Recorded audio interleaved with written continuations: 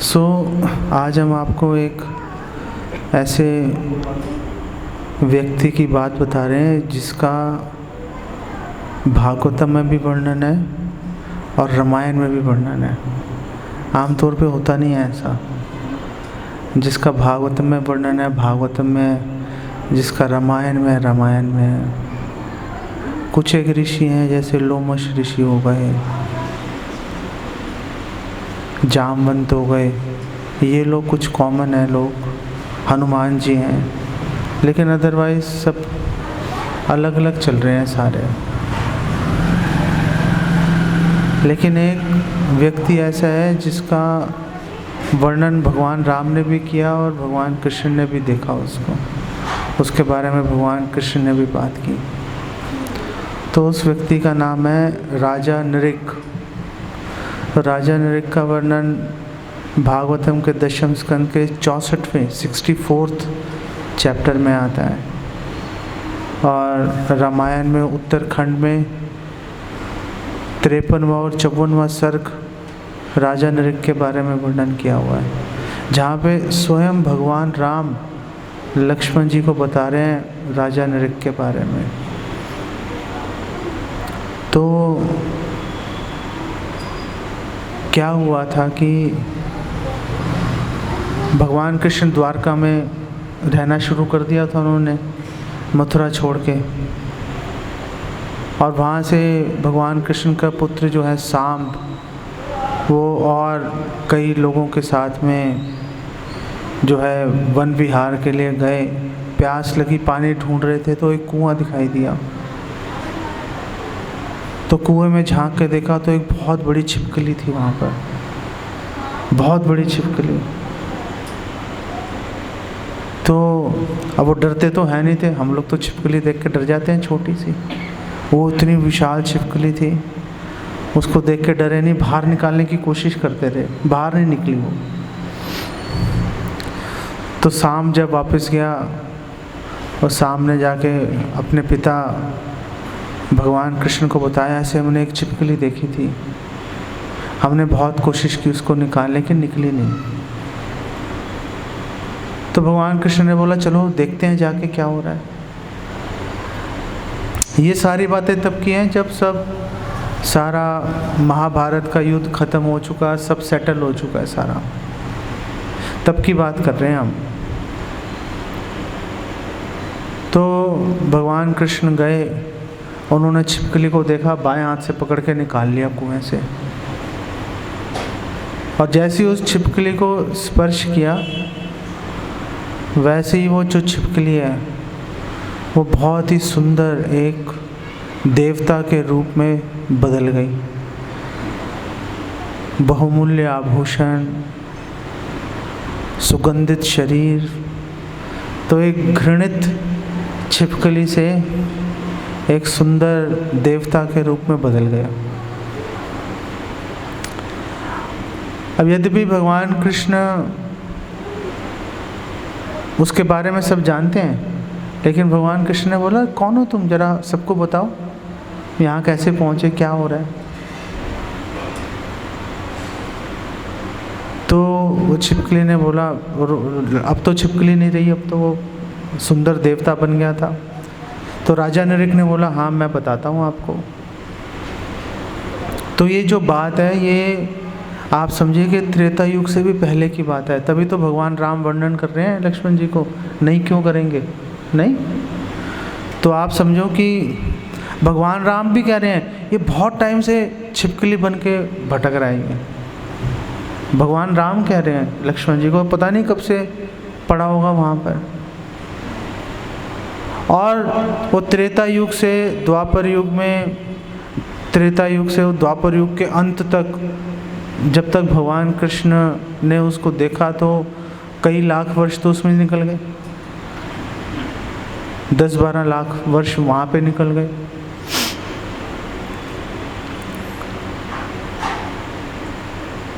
तो भगवान राम ने जो स्टोरी बताई थी उनको, भगवान राम का थोड़ा सा बताने का जो शिक्षा थी वो अलग थी। स्टोरी सेम है, प्रसंग सेम है, लेकिन भगवान राम ने एक अलग शिक्षा पर जोर दिया था। भगवान कृष्ण ने एक अलग शिक्षा के ऊपर जोर दिया। भगवान राम ने शिक्षा पर जोर दिया था कि ब्राह्मणों का क्रोध, उसका प्रत्युत्तर कभी क्रोध से नहीं देना चाहिए, ब्राह्मणों के क्रोध को सह लेना चाहिए। और ब्राह्मणों की जो है अगर उनकी समस्या, अगर आप राजा हो और आपने समस्या नहीं सुलझाई, उनका आपने समस्या का हल नहीं किया, तो बहुत बड़ी प्रॉब्लम है। जब भगवान कृष्ण के साथ जब साक्षात्कार हुआ राजा नृग का, तो राजा नृग से जब भगवान कृष्ण ने पूछा कौन हो, अपने बारे में बताओ, यहाँ तक कैसे पहुँच गए। तो राजा नृग ने बोला कि पहले तो राजा नृग ने भगवान कृष्ण की स्तुति की और उन्होंने बोला कि आप परम भगवान हैं, आप अविकारी, अविनाशी, पूरी सृष्टि का निर्माण करने वाले परम भगवान हैं। आप कण कण में विराजमान हैं, काल भी आपसे डरता है।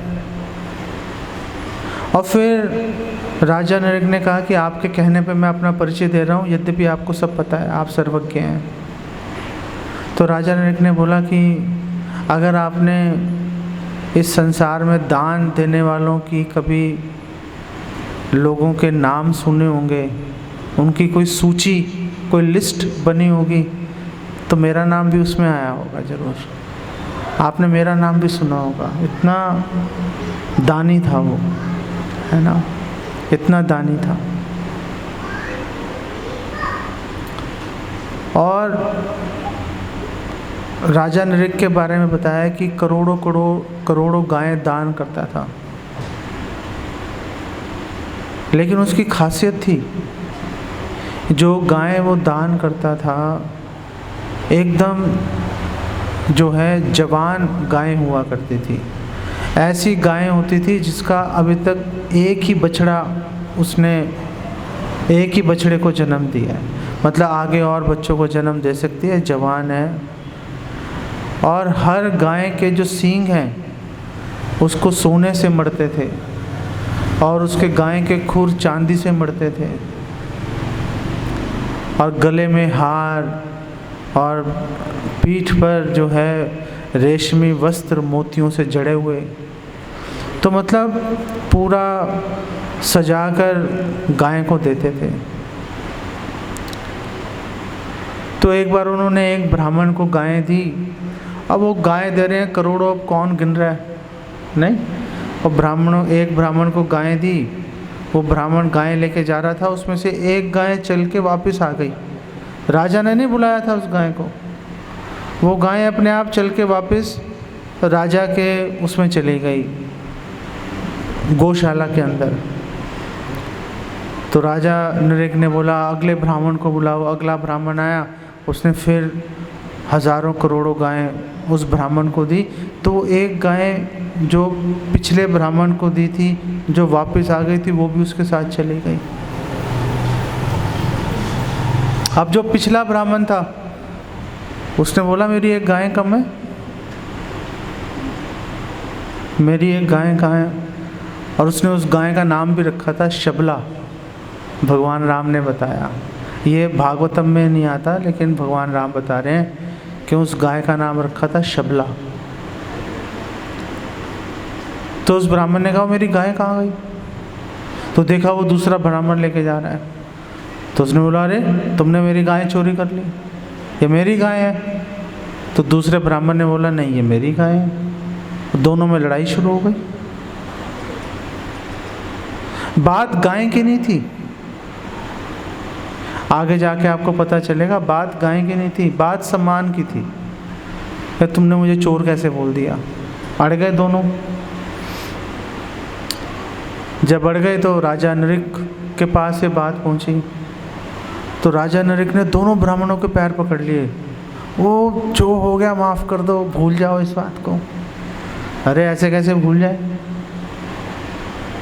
राजा नरेक ने पहले ब्राह्मण को बोला, प्लीज़ आप मेरे से 1 लाख गाय ले लो इस गाय के बदले में, इस गाय को भूल जाओ।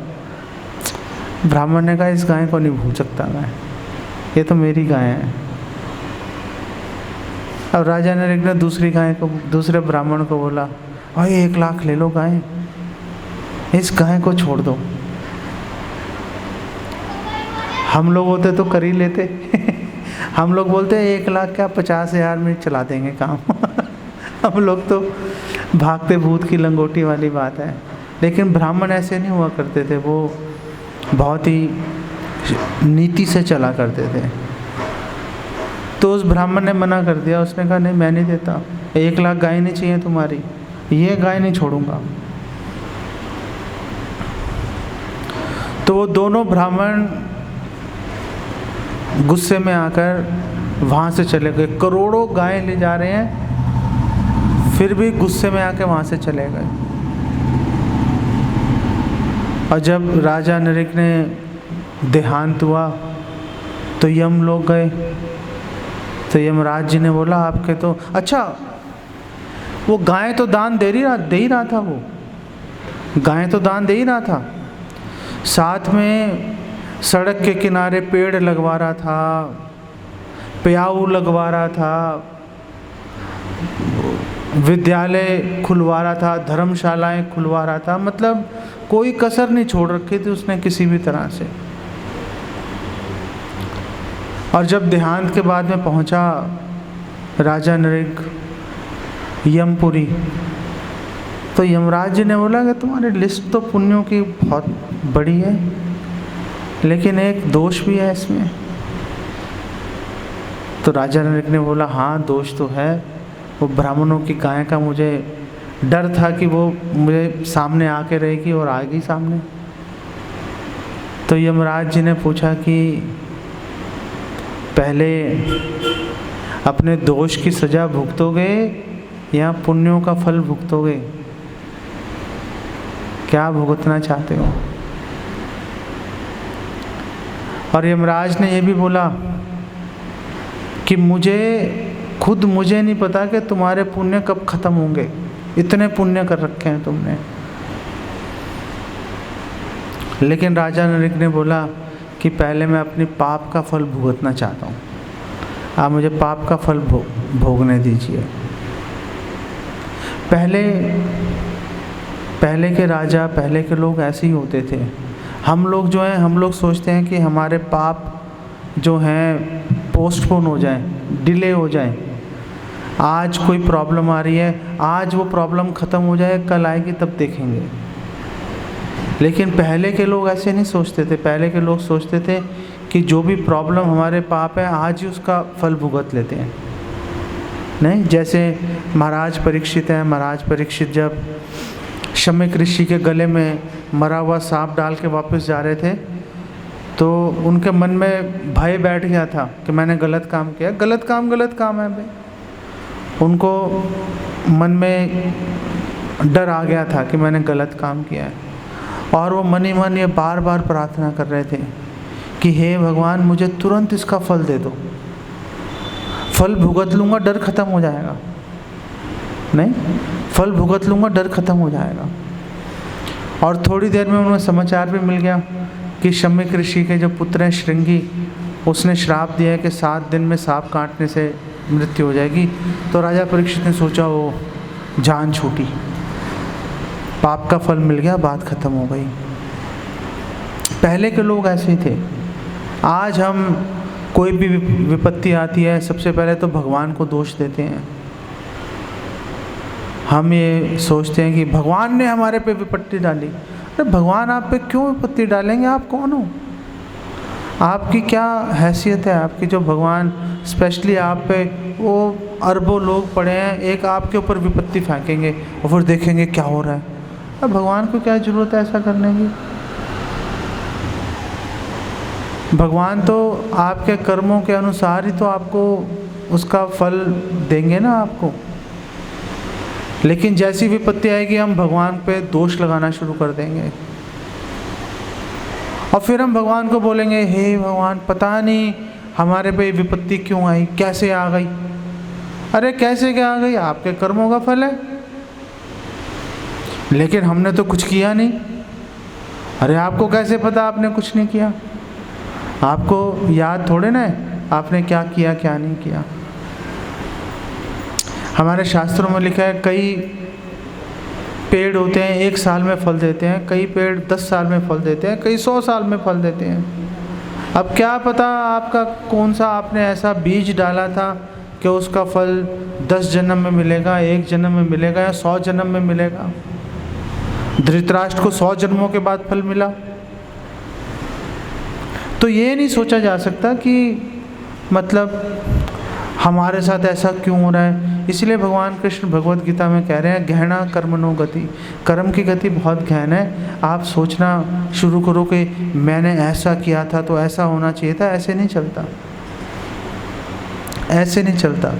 बहुत ही कोई विरला ऐसा संयोग होगा कि आपने एक काम किया उसका फल आपको साथ में आमने सामने दिखाई दे रहा है, ऐसे दिखाई नहीं देता। ये मान के चलना पड़ेगा कि अगर हमारे साथ कुछ अच्छा हो रहा है तो हमने पहले कुछ अच्छे काम किए होंगे, कुछ बुरा हो रहा है तो हमने पहले पाप किए होंगे। नहीं तो अगर हम इस सिद्धांत को नहीं पकड़ेंगे तो फिर ऐसा कैसा हो जाएगा कि जो बुरे लोग हैं उनके साथ अच्छा हो रहा है, जो अच्छे लोग हैं वो कष्ट झेल रहे हैं, कैसे पता चलेगा। जैसे मुझे पता नहीं आपके यहाँ पर पहले अनाज स्टोर करने के इतने बड़े बड़े टैंक हुआ करते थे, पंजाब में मट्टी बोलते थे उसको, यहाँ पे क्या बोलते हैं, इतने बड़े बड़े टैंक होते थे जस्ते के बने हुए, है ना, उसके नीचे इतना छोटा सा एक गोल सा छेद होता था और ऊपर से आप भरते जाओ, जब भी चाहिए नीचे ढक्कन को खोलो और अनाज को निकाल लो। होता था ना, होता। लोग क्या कुंड बोलते हैं, हाँ कुंड बोलते हैं, कुंड, हाँ। और वो मट्टी का होते हैं, हाँ मट्टी के। अच्छा मट्टी के होते हैं। 18-20 कुंटल गेहूँ पे आ जाता है, हाँ आ जाता है, हाँ। तो वो ढक्कन में पूरा पैक रहता है और नीचे से निकालते हैं। गर्मियों में कई बार बच्चों में घुस के छुप के खेलते भी।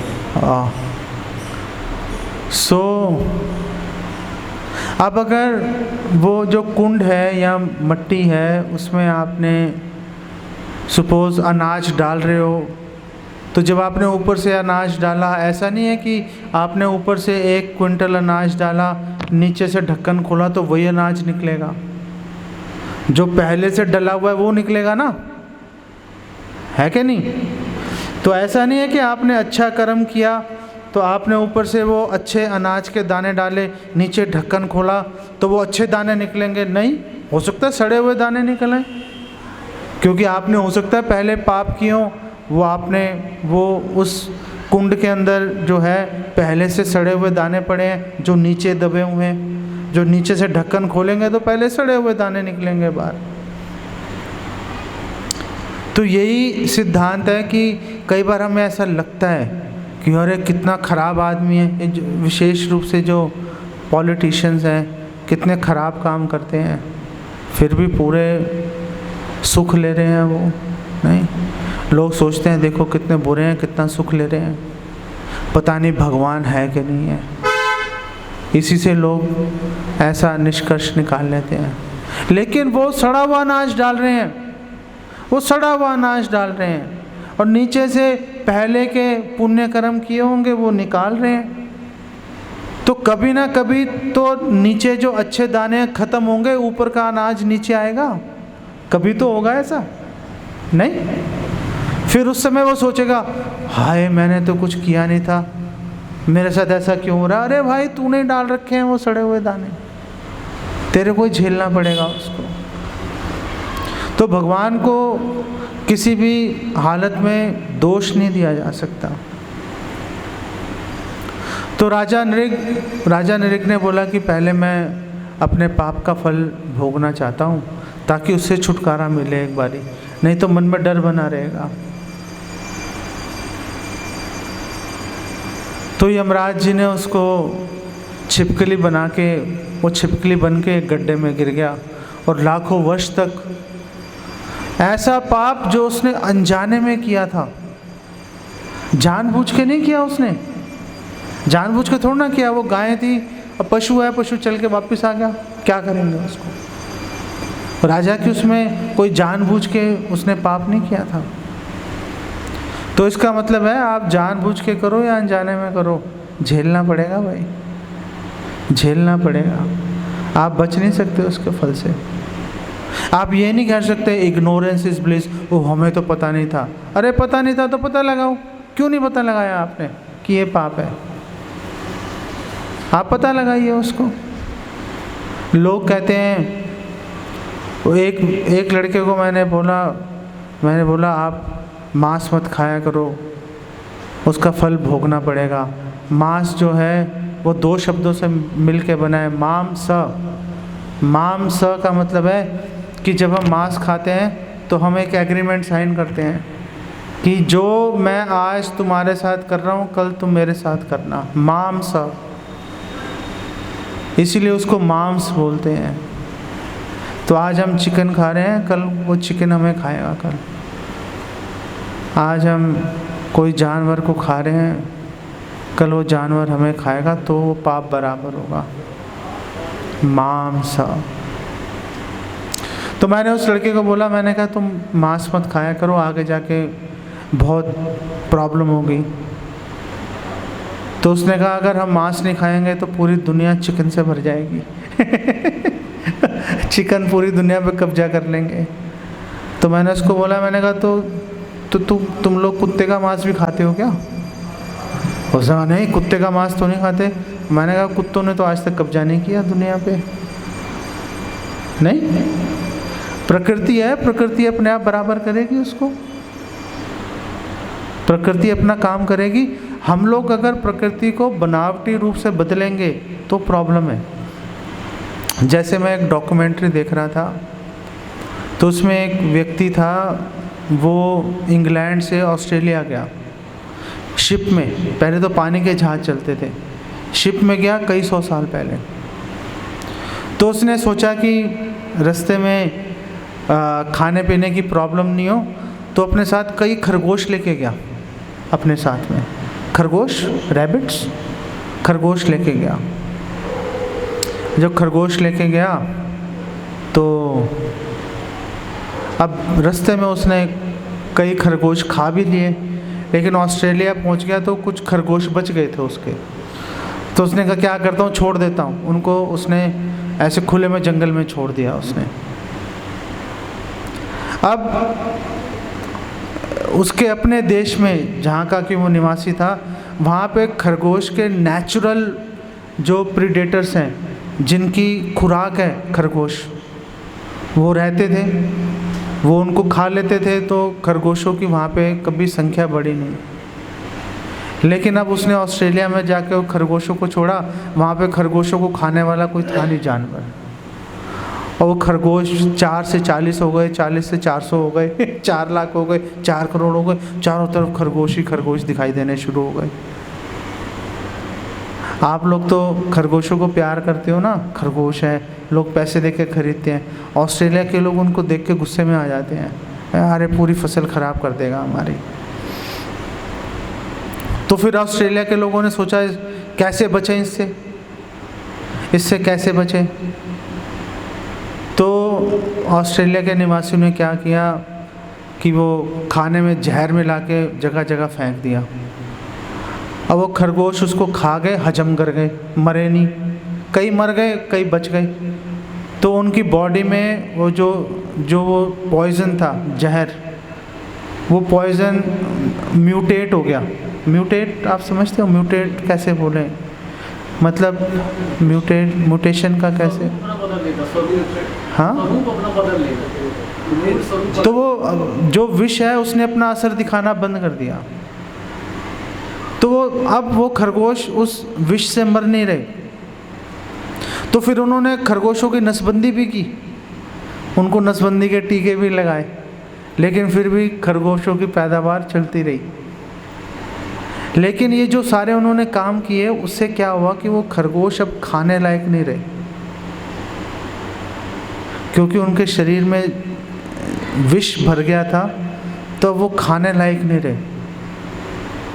तो अब क्या हो गया कि वो जो ऑस्ट्रेलियन है, अब उनको आप खरगोश देख के भयभीत हो जाते हैं, वो ये प्रॉब्लम आ गई हमारे सिर पे हम लोग खरगोश देख के खुश होते हैं इक्का दुक्का। लेकिन भगवान ने हर सृष्टि की हर स्थिति ऐसे बनाई है अपने आप बैलेंस होती है। ये जब मनुष्य जाके उसमें छेड़खानी करता है तो सारी चीज़ें खराब हो जाती हैं। मेरे कहने का भाव ये है, जहाँ भी मनुष्य पहुँच गया और उसने वहाँ पे अपना दिमाग लगाया, उसका बेड़ा गर्क ही किया उसने। जैसे करोड़ों वर्षों से, करोड़ों अरबों वर्षों से लोग जी रहे थे, करोड़ों लोग जी रहे थे, कभी नदियाँ खराब नहीं हुई। फिर मनुष्यों के दिमाग में ये बात आ गई, स्वच्छ भारत अभियान तो उन्होंने स्वच्छ भारत अभियान चलाया, पूरे शहरों में गांवों में सीवर सिस्टम लगा दिया। अब वो सीवर सिस्टम लगा दिया तो वो सारा गंद सारी जगह से इकट्ठा करके कहाँ फेंकेंगे उसे, तो उठा के नदियों में फेंकना शुरू कर दिया। अब नदियाँ गंदी हो गई। आपका मोहल्ला साफ होगा, नदियाँ गंदी हो गई, नदियाँ जो कि हमारे जीवन का आधार है। तो जहाँ भी मनुष्य ने अपना दिमाग लगाया उसका बेड़ा गर्क किया उन्होंने। तो खैर ये जो राजा नरेग है, राजा नरेग ने अपनी सज़ा भुगती। भगवान राम भी उसकी सज़ा के दौरान भगवान राम भी आए त्रेता युग में, लेकिन भगवान राम ने उसका उद्धार नहीं किया। भगवान राम चाहते उद्धार कर देते, क्योंकि भगवान राम कभी भी नियति में छेड़खानी नहीं करते। भगवान राम को पता है कि ये कृष्ण अवतार में इसका कल्याण होगा। तो भगवान राम ने लक्ष्मण जी को बोला, एक कृष्ण अवतार में इसका बेड़ा पार होगा, अब ये भुगतता रहेगा अभी ये कई लाख वर्ष तक। और वही हुआ, भगवान कृष्ण ने उसको हाथ लगाया, भगवान के स्पर्श से एकदम से देवता बन गया। तो ये, और फिर उसने भगवान कृष्ण से अनुमति मांगी कि आप आज्ञा दीजिए मैं जाऊं।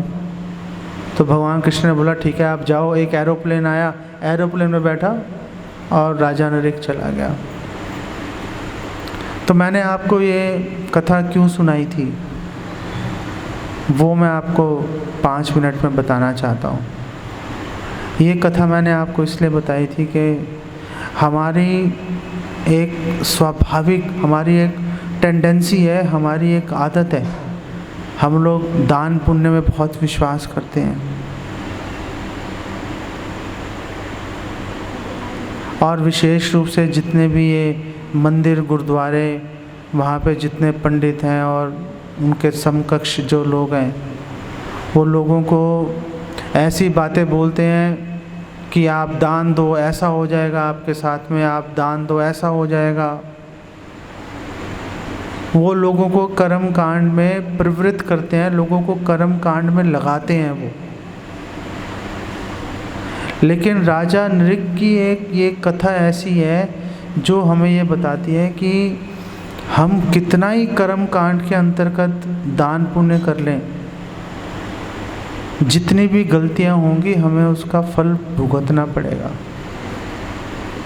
कर्म कांड के अंदर दान पुण्य करना खतरे से खाली नहीं है। आप सोचते हो कि आप भगवान को या पंडित जी को मंदिर में जाके आपने 10 रुपये 100 रुपये लाख रुपये आपने दिए, आपके फलाने काम संवर जाएंगे, कोई गारंटी नहीं है। कर्म कांड ऐसी कोई गारंटी नहीं देता, बल्कि कोई गलती होने पर उसका फल भुगतने के लिए तैयार रहना चाहिए हमें। कर्म कांड के विपरीत भगवान की भक्ति है, और भगवान की भक्ति में आप गलती भी करोगे तो भी भगवान रक्षा करते हैं। जैसे नारद जी ने एक डाकू को बोला कि तुम राम बोलो, तो उसने बोला मैं तो डाकू हूँ, मैं राम नहीं बोल सकता, मैं तो मरा बोल सकता हूँ। तो नारद जी ने बोला तू मरा बोल भाई, मरा बोल, कोई प्रॉब्लम नहीं है। तो उसने क्या बोला? राम राम राम राम राम राम राम। भगवान ने राम स्वीकार कर लिया, मरे की तरफ ध्यान नहीं दिया। भक्ति का स्वभाव ऐसा है, अगर हम भक्ति में प्रवृत्त होंगे, भगवान की सेवा में अगर हम नियोजित होंगे, भक्तों का संग करेंगे, तो जैसा राजा नृग को लाखों करोड़ों वर्ष कष्ट झेलना पड़ा, हम ऐसी परिस्थिति से बच सकते हैं। ऐसे गुरुओं से, ऐसे पंडितों से आप लोग बचिए जो आपको कर्म कांड में, जो भी कोई व्यक्ति, कोई पंडित, कोई गुरु आपको बोले कि आप ऐसा करो, आपके साथ ऐसा होगा, बिल्कुल गलत रास्ते में आपको लेके जा रहा है। इस संसार में आप कितना ही पुण्य कर लो, आपको दुख झेलना पड़ेगा, मृत्यु का सामना बार बार करना पड़ेगा।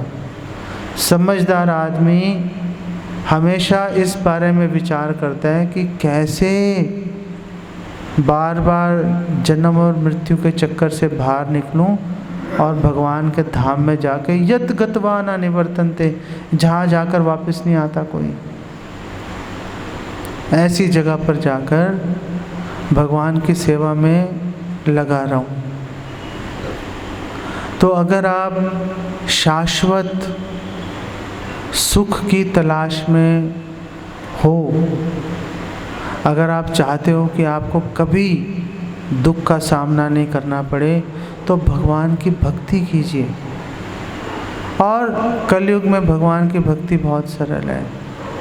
कलयुग में भगवान की भक्ति करने के लिए आपको कोई पैसा नहीं खर्चना, आपको अपने मुंह से भगवान के दिव्य नामों का जप करना है। हरे कृष्णा कृष्ण कृष्णा हरे हरे, हरे राम राम राम हरे हरे। अगर आप भगवान के दिव्य नामों का जप करोगे, संख्या पूर्वक नाम गान नति भी, संख्या पूर्वक माला के ऊपर, और अगर आप जो भी खाओगे भगवान को भोग लगा के खाओगे, बस इसी से आपका कल्याण हो जाएगा, इसी से कल्याण हो जाएगा।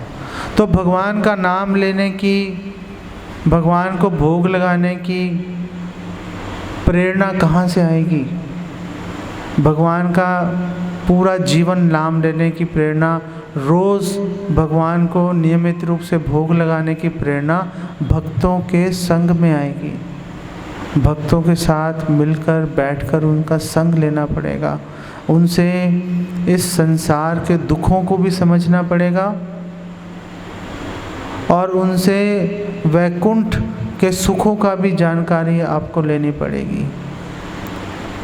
भक्तों के साथ रहेंगे तो ये भी पता चल जाएगा कि भगवान कितनी सरलता से प्रसन्न हो जाते हैं। अगर हम भक्तों का संग करेंगे तो भगवान का नाम लेना और भगवान को भोग लगाना दोनों सरल हो जाएंगे, भगवान को प्राप्त करना सरल हो जाएगा। तो भगवान, अगर कोई व्यक्ति भक्ति में जुड़ता है, भगवान बड़े से बड़े खतरे से उसकी रक्षा करते हैं। जैसे भगवान ने पांडवों की रक्षा की। पांडव भगवान के कितने बड़े भक्त थे, और भगवान ने अर्जुन का सारथी बनना स्वीकार कर लिया।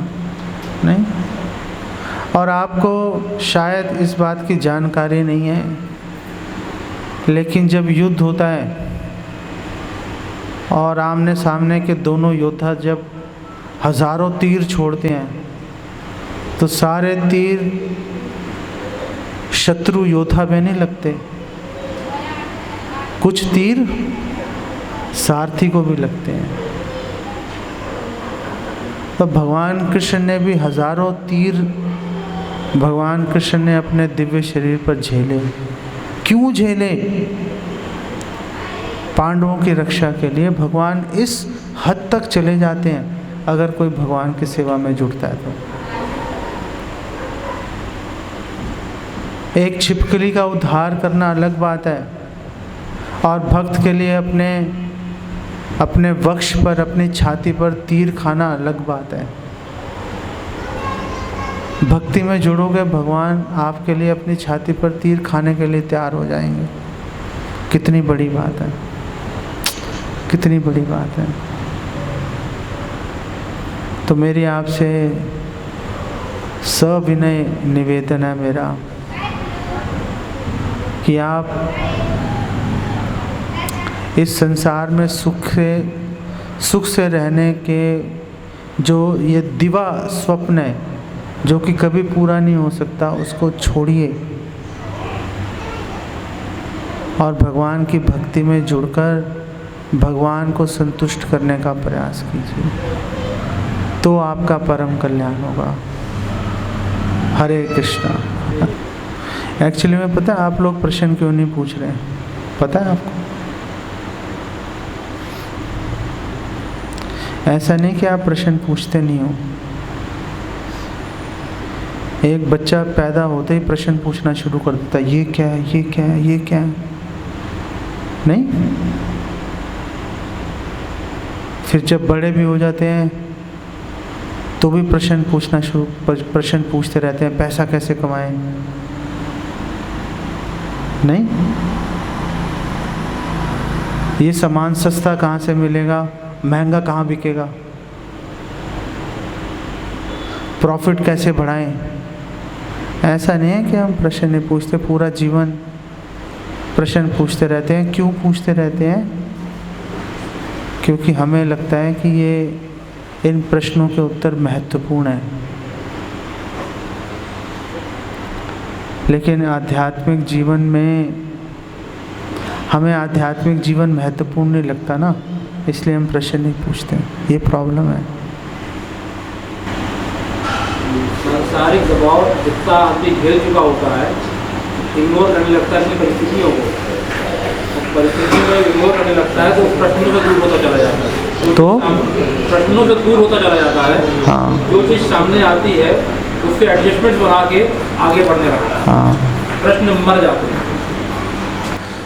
तो इसको बोलते हैं मेंटल इक्विलिब्रियम। एक व्यक्ति जो है वो इस तरह से आगे की बात है। अच्छा, धन्यवाद।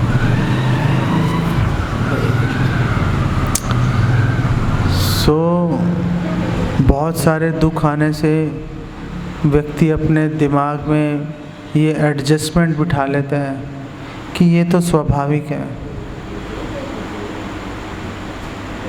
और फिर उसके माँ बाप, परिवार वाले, समाज वाले भी यही बोलते हैं ये तो स्वाभाविक है। लेकिन एक्चुअली में स्वाभाविक नहीं है। भगवान कृष्ण भगवत गीता में बोल रहे हैं कि मरना स्वाभाविक नहीं है। आत्मा अजर है, अमर है। कभी आत्मा बूढ़ी नहीं होती, कभी आत्मा मरती नहीं है, कभी आत्मा जल नहीं सकती, गीली नहीं हो सकती। लेकिन हम लोग गीले हो रहे हैं, बूढ़े हो रहे हैं, मर रहे हैं, जल रहे हैं।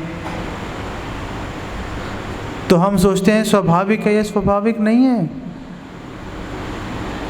ये स्वाभाविक नहीं है। दुखों को झेलना स्वाभाविक नहीं है। भगवान बुद्ध ने एक बूढ़े व्यक्ति को देखा था, मन में वैराग्य आ गया था। भगवान बुद्ध ने सोचा कि अगर ये बूढ़ा हो गया तो मैं भी बूढ़ा हो जाऊंगा। एक सेकंड में दिमाग में क्वेश्चन आ गया था ना, हमारे दिमाग में क्यों नहीं आ रहा? हमारे दिमाग में क्वेश्चन क्यों नहीं आ रहा? हमारे दादा परदादा मर गए, हम भी मर जाएंगे, सब यहाँ छोड़ के चले जाएंगे, तो क्यों इतनी मेहनत कर रहे हैं? बार बार मरना स्वाभाविक नहीं है। लोग गलत बता रहे हैं हमें। एक समझदार आदमी तलाश करता है कि बार बार मरने से कैसे बचा जाए। प्राचीन काल से ये तलाश जारी है। आपको पता है कि सबसे पहले मृत्यु से बचने का प्रयास किसने किया था? आप सबको पता है, बता नहीं पाओगे। सबको पता है आपको। सबसे पहले प्रयास किसने किया था मृत्यु से बचने का? है हिरण्यकशिपु? नहीं, सबसे पहले मौत से बचने का प्रयास किया था देवताओं और असुरों ने मिलकर, समुद्र मंथन किया था जब। नहीं, समुद्र मंथन क्या है? मौत से बचने का प्रयास है। अमृत मिलेगा, बच जाएंगे मरने से। नहीं, तो ये आज से नहीं तलाश जारी, बहुत पहले से जारी है। हिरण्यकशिपु, हिरण्याक्ष सब ने भी कोशिश किया, रावण ने कोशिश किया।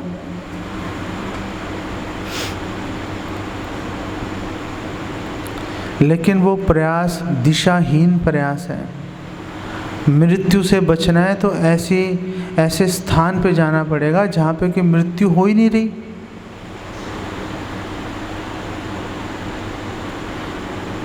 जहाँ पे मृत्यु हो ही नहीं रही, ऐसे स्थान पे जाओ ना। और वो स्थान भगवान कृष्ण का धाम है। वहाँ जाएंगे तो अपने स्वाभाविक रूप में स्थित रहेंगे हम। फिर हमें तनाव के लिए मेंटल इक्विलिब्रियम बनाने की ज़रूरत नहीं है। चारों तरफ खुशी है, खुशी है चारों तरफ। ठीक है। एक प्रश्न है मेरे मन में। आज मैं बागेश्वर धाम गया था। पानी चाहिए। हाँ, आज मैं बागेश्वर धाम गया था दर्शन करने के लिए। वहाँ से लौट रहे थे। आप क्यों गए थे बागेश्वर धाम? बागेश्वर धाम दर्शन करने के लिए। क्यों?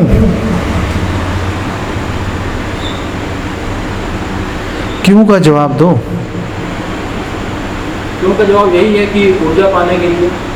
क्यों? कुछ अच्छा करने के लिए। क्यों? जरूरत है। क्यों? मन को अच्छा लगता है, आए हैं तो कुछ करना चाहिए।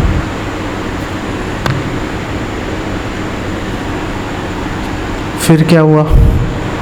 वहाँ से वापसी हो रही थी तो कुछ बच्चे बच्चियाँ चंदन लगा रहे थे। अच्छा।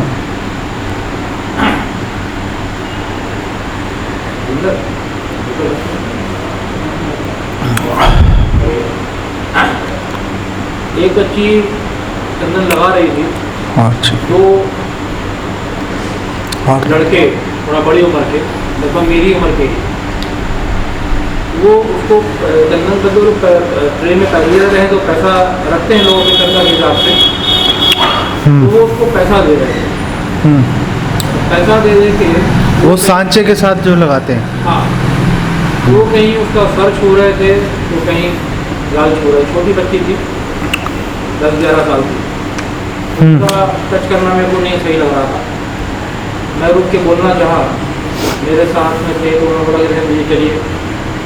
मैंने कहा ये गलत है। पर उसको वहाँ से आना पड़ा, ऑकवर्ड स्थितियाँ ना बने वहाँ पर सबके बीच में, मेरे को वहाँ से आना पड़ा। आते में भी मैं सोच रहा था कि मुझको रोक के वहाँ पे समझाना चाहिए था या खड़े हो जाना चाहिए था, तो गलतियाँ नहीं बढ़ती। पता नहीं, मैंने बिल्कुल से देखा नहीं गलती बढ़ी कि नहीं बढ़ी, मैं नहीं जानता। पर ये चीज़ें लगातार कहीं ना कहीं होती रहती है, चाहे वो भक्ति स्थल हो या कोई और स्थल हो। समाज में गलतियाँ उनके द्वारा लगातार हो रही हैं और बढ़ती जा रही हैं। वो क्यों बढ़ रही हैं?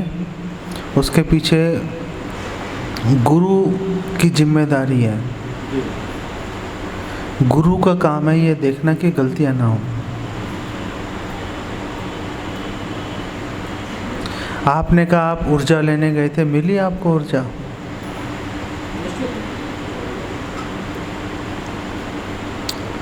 लोग रामदेव के साथ जुड़ते हैं ऊर्जा लेने के लिए, ठीक भी हो जाते हैं। और ठीक होके क्या करते हैं वो? जिस कारण से बीमार हुए थे वही काम शुरू कर देते हैं हम, नहीं? उल्टा सीधा खाएंगे, उल्टा सीधा आचरण करेंगे, बीमार हो जाते हैं।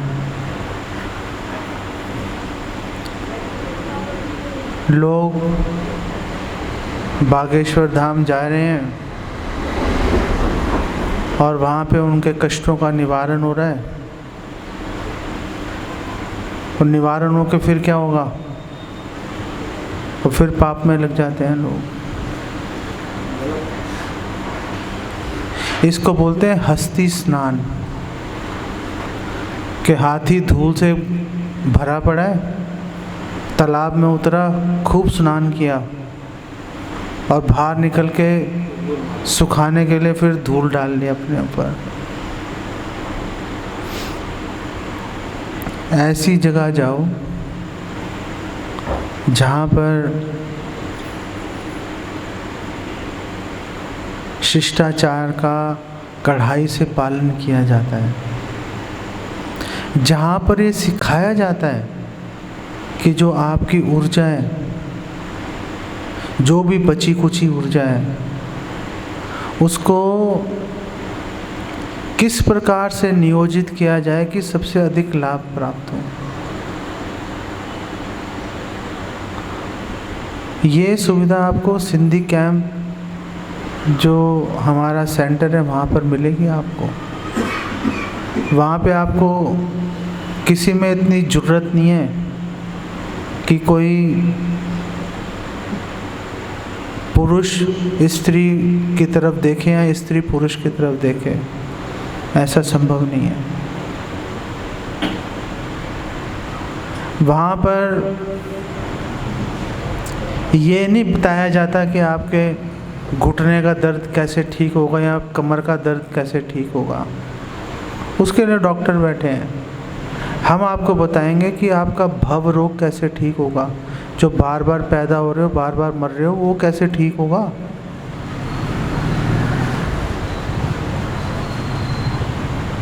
तो ऐसी जगह पर जाइए।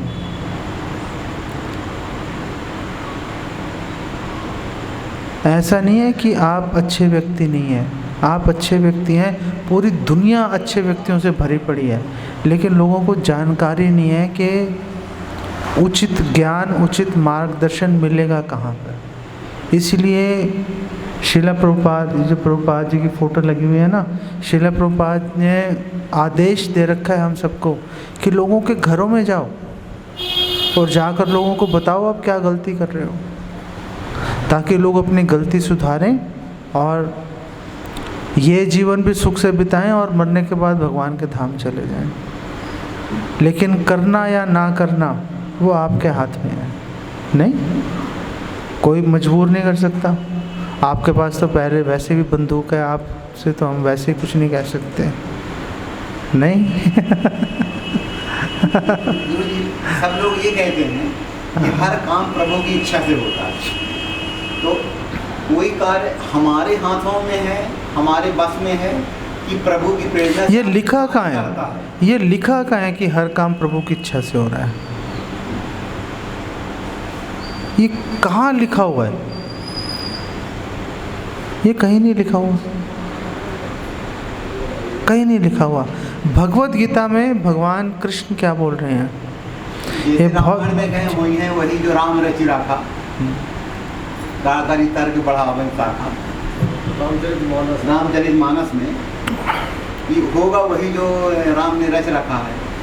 तो हम क्या मानेंगे होगा? तो अब देखो, भगवान पे लांछन लग गया, होई है वही जो राम रचि राखा, भगवान पे लांछन लग गया।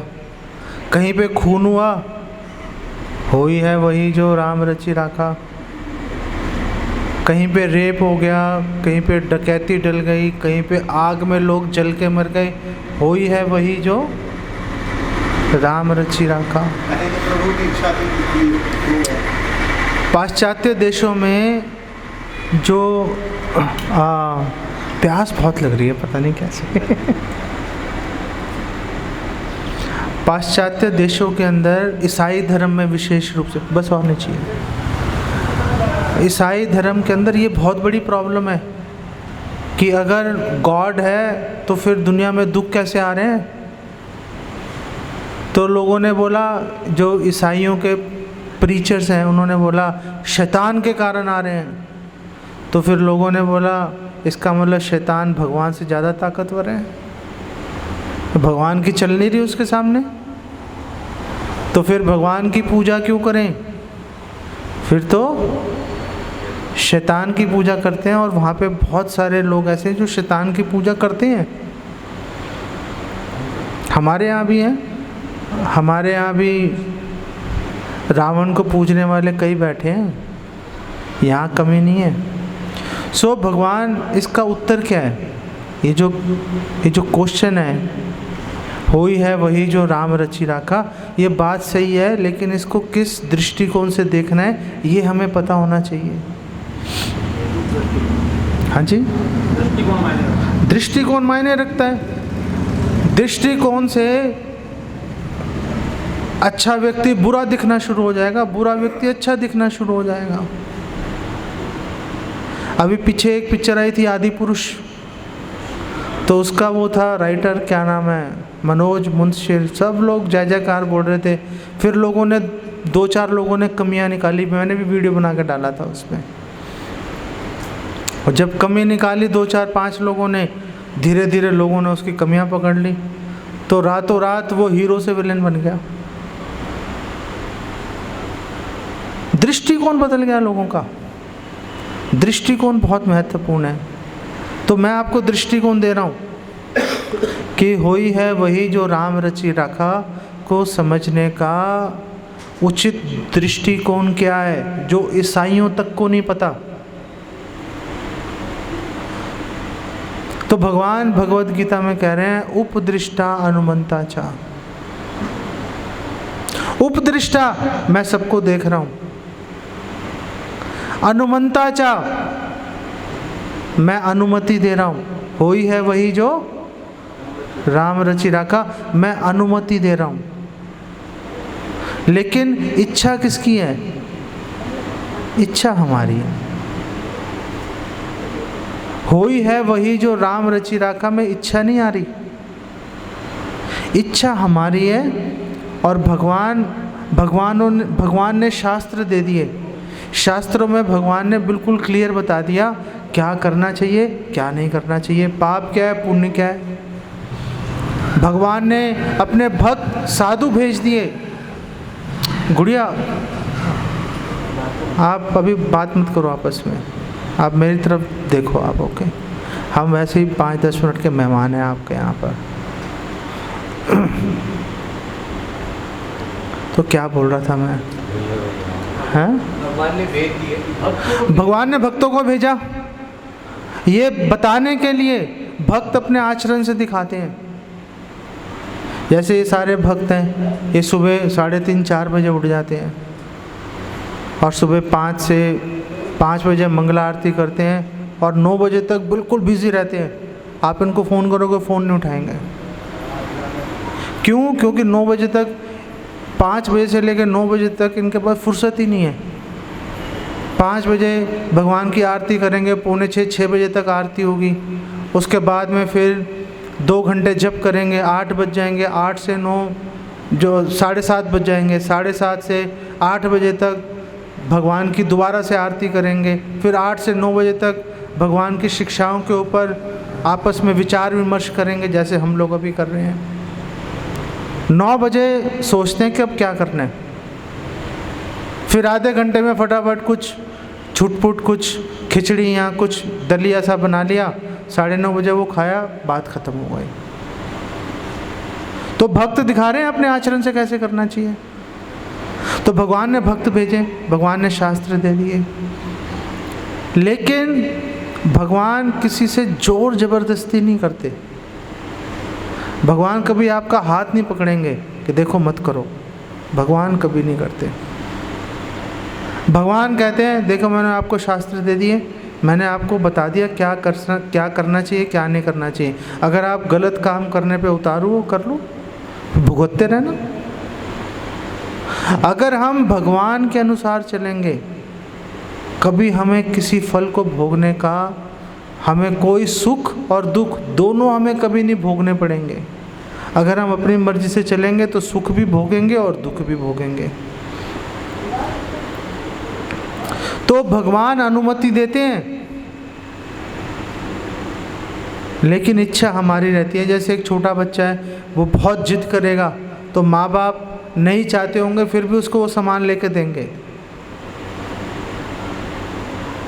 ऐसे भगवान चाहे ना चाहे भगवान अनुमति दे देते हैं और बोलते हैं भैया देखो तुम जिम्मेदार हो, तुम भुगतोगे अपने आप। ये दृष्टिकोण है, होई है वही जो राम रचि राखा को समझने का। तब भगवान पे कोई दोष नहीं आता। ये दृष्टिकोण से देखोगे कोई दोष नहीं आएगा भगवान पे, है ना। जीवन में हमारे किसी के कर्म निश्चित हैं कि उसके जीवन में ये होगा, ये ऊपर वाले ने विधान कर रखा है, या कि सारे कर्म हमारे हाथों में है कि हम जैसा करेंगे उसी प्रकार से आगे बढ़ेंगे। कोई कहता है कि ऊपर वाले ने इस रास्ते में भेज दिया है तो जाएगा, या कि हमारे हाथों में है कि हमको जिस रास्ते में जाना है उस रास्ते में हम जाएंगे जिंदगी में। तो क्या सब कुछ पहले से निर्धारित है या कुछ हमारे हाथ में भी है? हाँ, यही प्रश्न का उत्तर है। ये प्रश्न है आपका ना। हर एक व्यक्ति के जीवन में, मनुष्यों की बात कर रहा हूँ, 84 लाख योनियाँ हैं। 84 लाख योनियों में से 80 लाख योनियों का अपने जीवन पर कोई नियंत्रण नहीं है, जो निर्धारित है भोगना पड़ेगा। जलजा नव लखानी, क्या था, जलजा नव लखानी, आई डोंट नो। तो 9 लाख तरह के पक्षी नाम, 10 लक्षणम, रुद्र समख का, कृमयो रुद्र समख का, 3 लखानी पशवा और 4 लखानी मानुषा। तो 84 लाख योनियाँ हैं। 84 लाख योनियों में 4 लाख योनियाँ मनुष्यों की है। 80 लाख योनियों में जो भी जीव हैं, पेड़ पौधे, मछलियाँ, ये पशु, कीड़े मकोड़े, इनका अपने जीवन पर कोई नियंत्रण नहीं है, कोई नियंत्रण नहीं है। जैसा इनके कर्मों का निर्धारण है उसको भोगते रहेंगे ये, जब तक उस योनि में रहेंगे। उस योनि को भोग के जब मनुष्य योनि में आएंगे फिर बात अलग चलेगी। अब मनुष्य योनि में आ गए हम लोग, आप और मैं मनुष्य योनि के अंदर हैं। मनुष्य योनि के अंदर 90-95% पहले से निर्धारित है। आपके माँ बाप आपने नहीं चुने। हमें ये भ्रम है कि हमने अपना पति और पत्नी चुन लिए, वो भी सच्चाई नहीं है। आपने अपने बच्चों को नहीं चुना, अपने पड़ोसी तक को नहीं चुन सकते आप। आपके पास कितना दिमाग है वो उसके ऊपर आपका कोई जोर नहीं चलता। जो है नहीं है। आपके शरीर में कितनी ताकत है उस पर आपका कोई जोर नहीं है। मोटा मोटा आप उसको रिफाइन कर सकते हो एक्सरसाइज से। लेकिन एक अपंग आदमी है, वो सोचे कि जी मैं वो सबसे तेज कौन है दौड़ने वाला? हाँ, यूसेन बोल्ट, उसको हरा दूँ, वो संभव नहीं है भाई। आप में वो कैपेबिलिटी, आप में वो ताकत नहीं है। तो मनुष्य के जीवन में भी 90-95% फिक्स चल रहा है। जो पुराने जन्मों का कर्म है उसका फल हमारे शरीर में, हमारी इंटेलिजेंस में, माँ बाप के रूप में, परिवार के रूप में, एजुकेशन के रूप में फिक्स है। लेकिन 5-10% आपके पास फ्लेक्सिबिलिटी है। आप ये चुनाव कर सकते हो कि आपने शराब पीनी है कि नहीं पीनी। ये चुनाव आपका है। आप चुनाव कर सकते हो आपने मांस खाना है या नहीं खाना।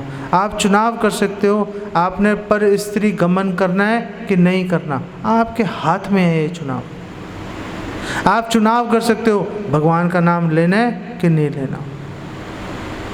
और जो भी आप चुनाव करेंगे उसके अनुसार आपके जीवन आगे मोल्ड होता चला जाएगा आपका।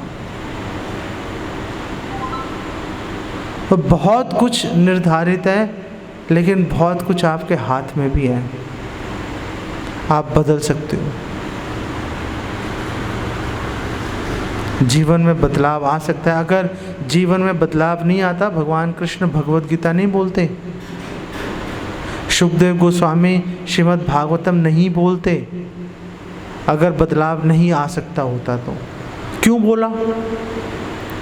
जब मैं कुछ बदल ही नहीं सकता, फिर बोलने सुनने की आवश्यकता क्या है? ग्रंथ हैं, भगवान ने भगवत गीता बोली, यही प्रमाण है कि हम अपने जीवन में बदलाव ला सकते हैं। बहुत सी सारी चीज़ें फिक्स्ड हैं, बहुत कुछ किया जा सकता है, मिक्स्ड है। ठीक है? हाँ। महाराज सत्य क्या है? भगवान कृष्ण सत्य हैं। भगवान कृष्ण की सेवा सत्य है। भगवान कृष्ण का धाम सत्य है। भगवान कृष्ण के भक्त सत्य हैं। भगवान कृष्ण की सेवा सत्य है। भगवान कृष्ण का नाम सत्य है, बाकी सब बेकार है। प्रेम क्या है? प्रेम क्या है? प्रेम है जिससे आप प्रेम करते हो उसको संतुष्ट किया जाए। अगर आप अपने पति से प्रेम करते हो तो आप अपने पति को संतुष्ट करोगे, स्वाभाविक है।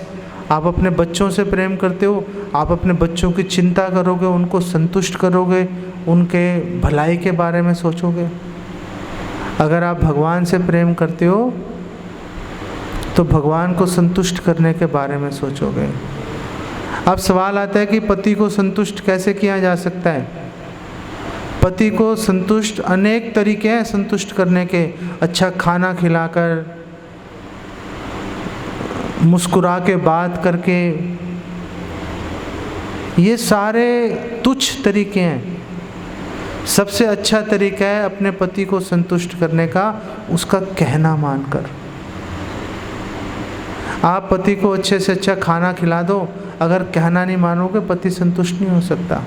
सही बोल रहा हूँ, गलत बोल रहा हूँ? ऐसे ही अगर आप भगवान से प्रेम करते हो, भगवान को संतुष्ट करो।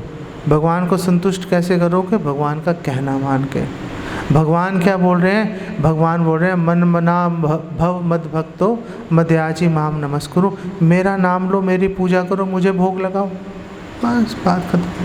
पर आज के जीवन में तो ऐसा है ना कि किसी को भी संतुष्ट करना बहुत ही मतलब मुश्किल भी है। जरूरी नहीं कि जो 100% हम बोल रहे हैं सामने वाला भी वही 100% करेगा। तो इस तरह तो हम संतुष्ट, ये किसी को संतुष्ट नहीं करने की प्रॉब्लम आज की नहीं है, शुरू से चल रही है।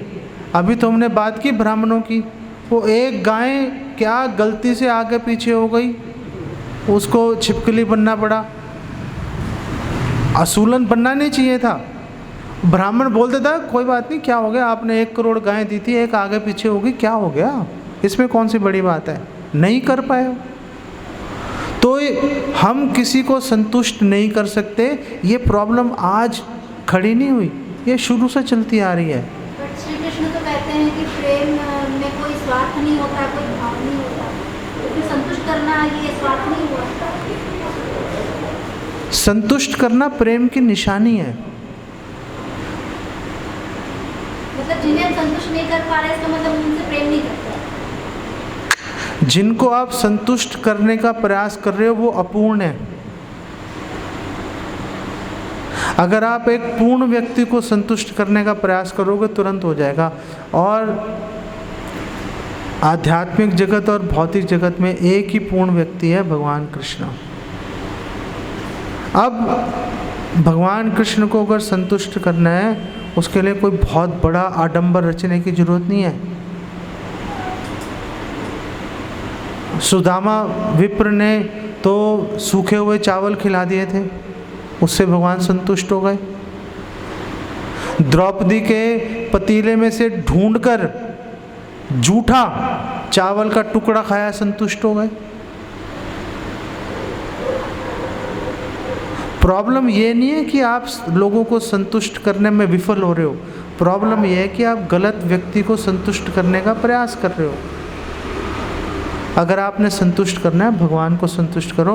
आपके थोड़े से सुअल्पम अपि अस्य धर्मस्य, थोड़ी सी भक्ति से भगवान संतुष्ट हो जाएंगे।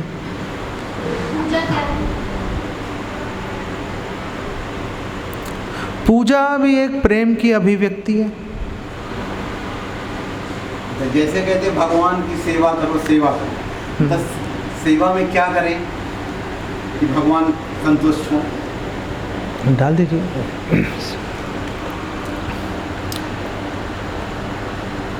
सो भगवान की सेवा करो तो क्या सेवा करें? जैसे मैंने भी बताया, भगवान का कहना मानो। तो भगवान क्या कह रहे हैं हमें?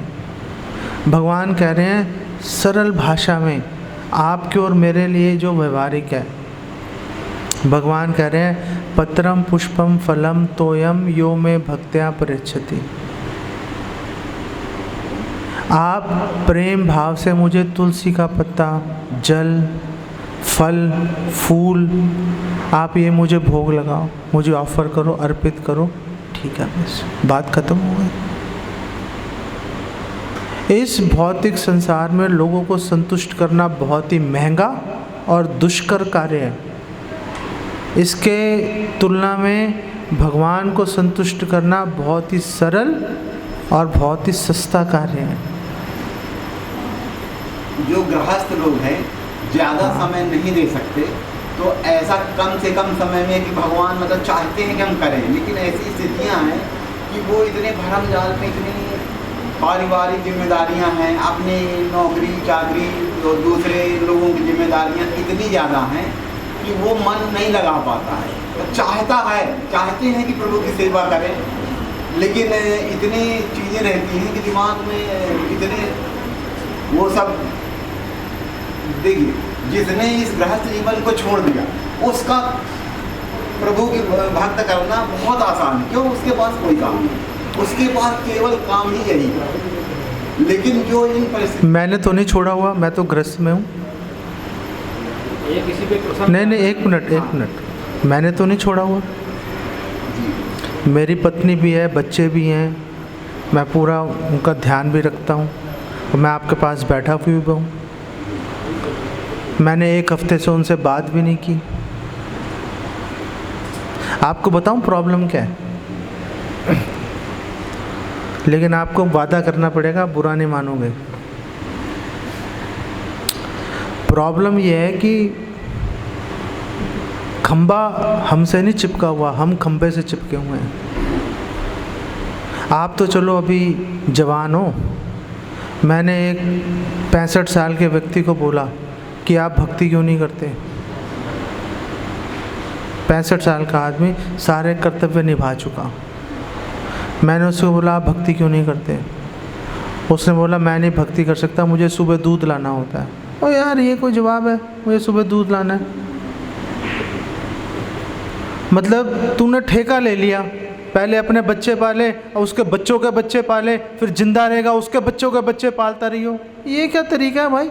ज़बरदस्ती खंबे से चिपकने वाली बात हो गई ना। जिसने पीना होगा दूध अपने आप ले आएगा भाई। मैं मजाक नहीं कर रहा, मैं सुन के सन रह गया कि भक्ति क्यों नहीं करनी? मुझे सुबह दूध लाना होता है, दूध नहीं लाऊंगा वो उनको प्रॉब्लम हो जाएगी बच्चों को। अरे भाई क्या प्रॉब्लम होगी? दिल्ली के अंदर हर चीज़ ऑनलाइन आती है। वो एक बटन दबाएगा, वो बोलेंगे पापा नहीं है, चलो जान छूटी, बटन दबाएगा दूध आ जाएगा घर पे, बात खत्म हो गई। लेकिन उसने अपने पे ज़बरदस्ती ओढ़ रखी है बात कि मुझे जाके दूध लाना है, मेरी इंपॉर्टेंस है जी दूध लाना। तो हमने बहुत सारी चीज़ें अपने ऊपर लाद रखी हैं, क्योंकि हम सोचते हैं जैसे जॉब के अंदर हम उल्टे सीधे काम करते रहते हैं। 6 घंटे की नौकरी है, 12 घंटे काम करते हैं ताकि हमारी नौकरी सुरक्षित बनी रहे, बॉस की नज़र में हमारी इम्पोर्टेंस बनी रहे। नहीं तो ज़रूरत नहीं है। मैं एक टाइम में सुबह 9 बजे ऑफिस पहुंचता था, काम करता था, 1.5 घंटा लगता था मुझे ऑफिस पहुंचने में। 7:30 चलता था, 9 बजे ऑफिस पहुंचता था, रात को 1 बजे तक काम करता था, 2:30 बजे घर पहुंचता था, 7:30 चल देता था।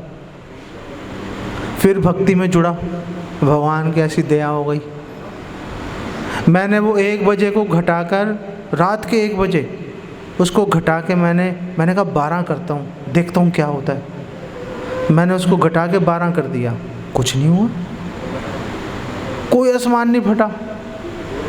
मेरा हौसला बढ़ गया, मैंने 11 कर दिया, कुछ नहीं हुआ। 9, 8, 7, 6, कुछ नहीं हुआ, कुछ नहीं हुआ। फिर मैंने सोचा, जबरदस्ती बैठ रहा था मैं 1 बजे तक, कोई बाल भी बांका नहीं कर पाया।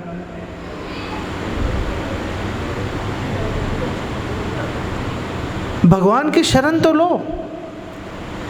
एक बार मुझे तीर्थ यात्रा के लिए जाना था और मैं कंपनी का CF होता, चीफ फाइनेंशियल ऑफिसर, उसके बगैर काम नहीं चलता। वैसे 2 बंदों के बगैर कंपनी नहीं चलती, एक CEO और एक CFO, अगर आपको पता हो तो। मुझे जाना था तीर्थ यात्रा पे, 15 दिन की मुझे छुट्टी चाहिए थी, मैंने अप्लाई कर रखी थी। मेरा नया नया बॉस आया था, उसने मुझे बोला, अरे तुम तो 15 दिन की छुट्टी पे जा रहे हो। मैंने कहा हाँ जी, मैं हर साल जाता हूँ। तो उसने मुझे कहा कि अगर मैं 15 दिन तुम्हारे बिना रह सकता हूँ, फिर तो मैं तुम्हारे बिना ही रह लूँगा। ये धमकी है ना, ये धमकी उसने मुझे दी। उसने कहा अगर मैं 15 दिन तेरे बिना रह सकता हूँ, फिर तो मैं रह ही लूँगा तेरे बिना। मैंने कहा जी बात सही है, अब क्या करना है बताओ। बात आपकी सही है, अब क्या करूं? अभी रेजिग्नेशन लिख के जाऊं या आके लिखूं? उसने कहा जा यार तीर्थ यात्रा पे जा, क्यों दिमाग ख़राब कर रहा है, तेरी तीर्थ यात्रा रोकूंगा और मैं फंस जाऊंगा। कुछ नहीं, बाल में बांका नहीं कर पाया मेरा। आप भगवान की शरण तो लो। आप सोच रहे हो पानी में उतरूंगा, ये हो जाएगा वो हो जाएगा। अरे उतरो तो सही भाई, उतरो तो सही पानी में, अपने आप तैराकी सीख जाओगे। हम लोग हैं बचाने के लिए आपको, हम आपको बताएंगे ठीक से तैराकी कैसे होगी, हम आपको डूबने से बचाएंगे और धीरे धीरे आप कुशल तैराक बन जाओगे। आप उतरो तो सही पानी में। किनारे पे बैठ के अटकलें लगाएंगे, कभी तैराकी सीख सकते हैं? आपको कोई, मैं सोचूं कि ऐसे निशाना लगाने से ये हो जाएगा ऐसे, अरे जब तक लगाऊंगा नहीं तब तक कैसे बात बनेगी भाई? तब तक बात नहीं बनेगी। नहीं, करो करो, फिर देखो आपको उसका परिणाम भी मिलेगा ना। हमने किया, हमें मिल गया परिणाम, हमने किया, मिल गया। ये गृहस्थ हैं, सारे गृहस्थ हैं, ये सिर्फ 2 ही ब्रह्मचारी हैं, बाकी सभी गृहस्थ हैं यहाँ पर जो भक्त हैं। कर रहे हैं ये लोग, कोई प्रॉब्लम नहीं है। कोई प्रॉब्लम नहीं है तो अलग बात है, पहले जितनी प्रॉब्लम थी उससे भी बच गए।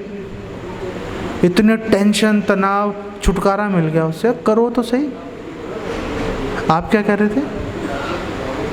जी मैं ये बता रहा था कि 2 भक्त थे, 2 पड़ोसी थे, काफ़ी भक्ति करते थे और उनकी भक्ति से जो है भगवान ही प्रसन्न हुए।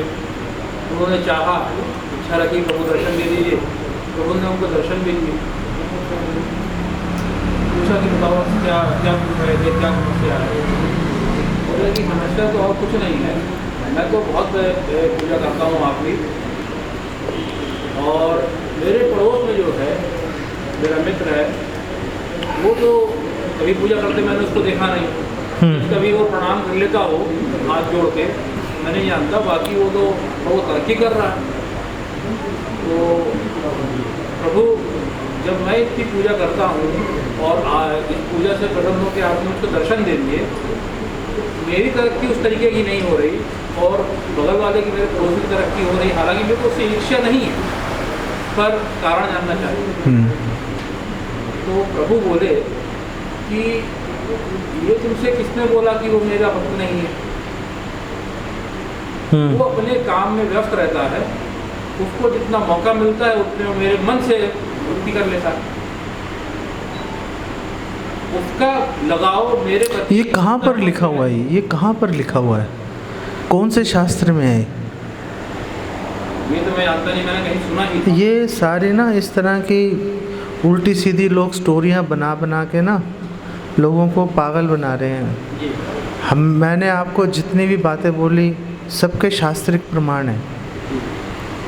ये ऐसी बेकार की स्टोरियाँ, भगवान ऐसी घटिया बातों का कोई जवाब नहीं देते कि उसकी तरक्की क्यों हो रही है, मेरी क्यों नहीं हो रही। भगवान ऐसी घटिया बातों का कभी जवाब नहीं देते। भगवान के पास टाइम नहीं है ऐसी बातों का जवाब देने के लिए। ना ही भगवान ऐसे व्यक्ति को दर्शन देते हैं जो ऐसे प्रश्न पूछते हैं कि उसकी तरक्की कैसे हो गई, मेरी क्यों नहीं। आप भागवतम पढ़िए, रामायण पढ़िए,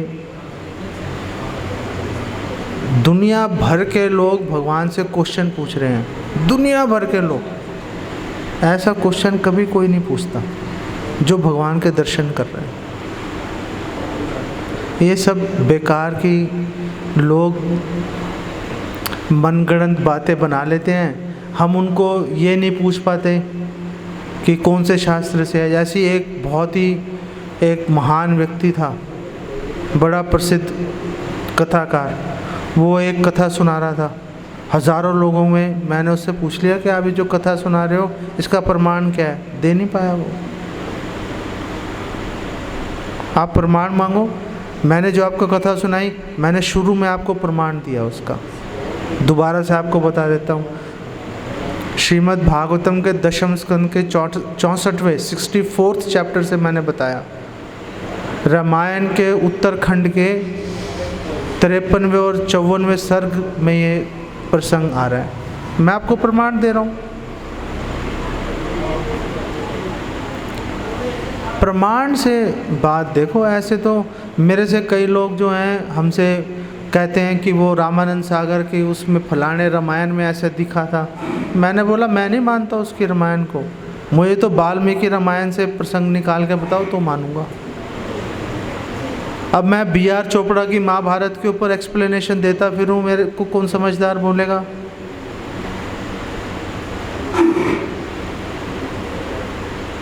हम शास्त्रों के प्रमाण पे चलते हैं। आपको भी शास्त्रों के प्रमाण पे चलना चाहिए। लोग उल्टी सीधी बातें बोलेंगे, हम उसके ऊपर पूरा जीवन झोंक दिया, हाथ कुछ आएगा नहीं। हम बोलेंगे यार कुछ हुआ ही नहीं, देखो धोखा देते हैं हमें लोग। फिर आपको एक व्यक्ति ने धोखा दिया, आपको सारे धोखेबाज दिखाई देने शुरू हो जाएंगे। उसका क्या पॉइंट है उसको? जबकि प्रमाण आपने नहीं मांगा था। लेकिन आप बोलोगे ये जो सामने कुर्सी पे बैठा ये भी ऐसा ही है, अब किस किस को जांचता फिरूंगा। जांचने का एक तरीका है, प्रमाण मांग लो, बात खत्म हो गई। प्रमाण के ऊपर बात चलेगी। आप रामायण के ऊपर कोई प्रसंग लेके आओ, भागवतम पे प्रसंग लेके आओ, हम आपको एक एक चीज़ की एक्सप्लेनेशन देंगे। अगर तुरंत नहीं दे पाया, हम ये दावा नहीं करते कि हमारे पास सारे प्रश्नों के अभी उत्तर हैं। अगर तुरंत उत्तर नहीं दे पाए, हम जाके पूछेंगे और पूछ के आपको उत्तर दे देंगे। लेकिन आपको उत्तर ज़रूर देंगे, आपको आज नहीं कल। हमारा तो यही कर्तव्य है ना। लेकिन प्रमाण सहित शास्त्रों का अध्ययन करना तो आपका कर्तव्य है, वो आप निर्वाह कीजिए उसको।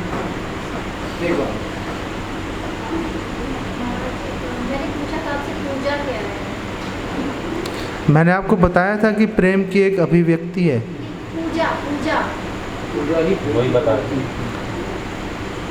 पूजा मतलब जो आरती करते हैं। पूजा क्या है? जैसे बोलते ना कि भगवान की पूजा ऐसे करनी चाहिए, वैसे करनी चाहिए, तो पूजा एक्चुअली पूजा और सेवा एक ही बात है। पूजा और सेवा पर्यायवाची शब्द है, ठीक है। जब पूजा सेवा है तो फिर पूजा में वो क्या बोलते हैं, मतलब इतनी सारी चीज़ें करते हैं, जैसे फूल चढ़ाते हैं, भोग लगाते हैं, स्नान कराते हैं और भी चीज़ें उसमें करते हैं, तो वो सब सेवा में आता है। हाँ, ईश्वर की हम सेवा ही करते हैं। हाँ। अब सवाल ये है कि हम क्यों चढ़ाते हैं। असली सवाल तो पूछा नहीं आपने। क्या उनके पास वो जाता है जो हम चढ़ा रहे हैं, तो होता है ईश्वर? इसका उत्तर जो है ना,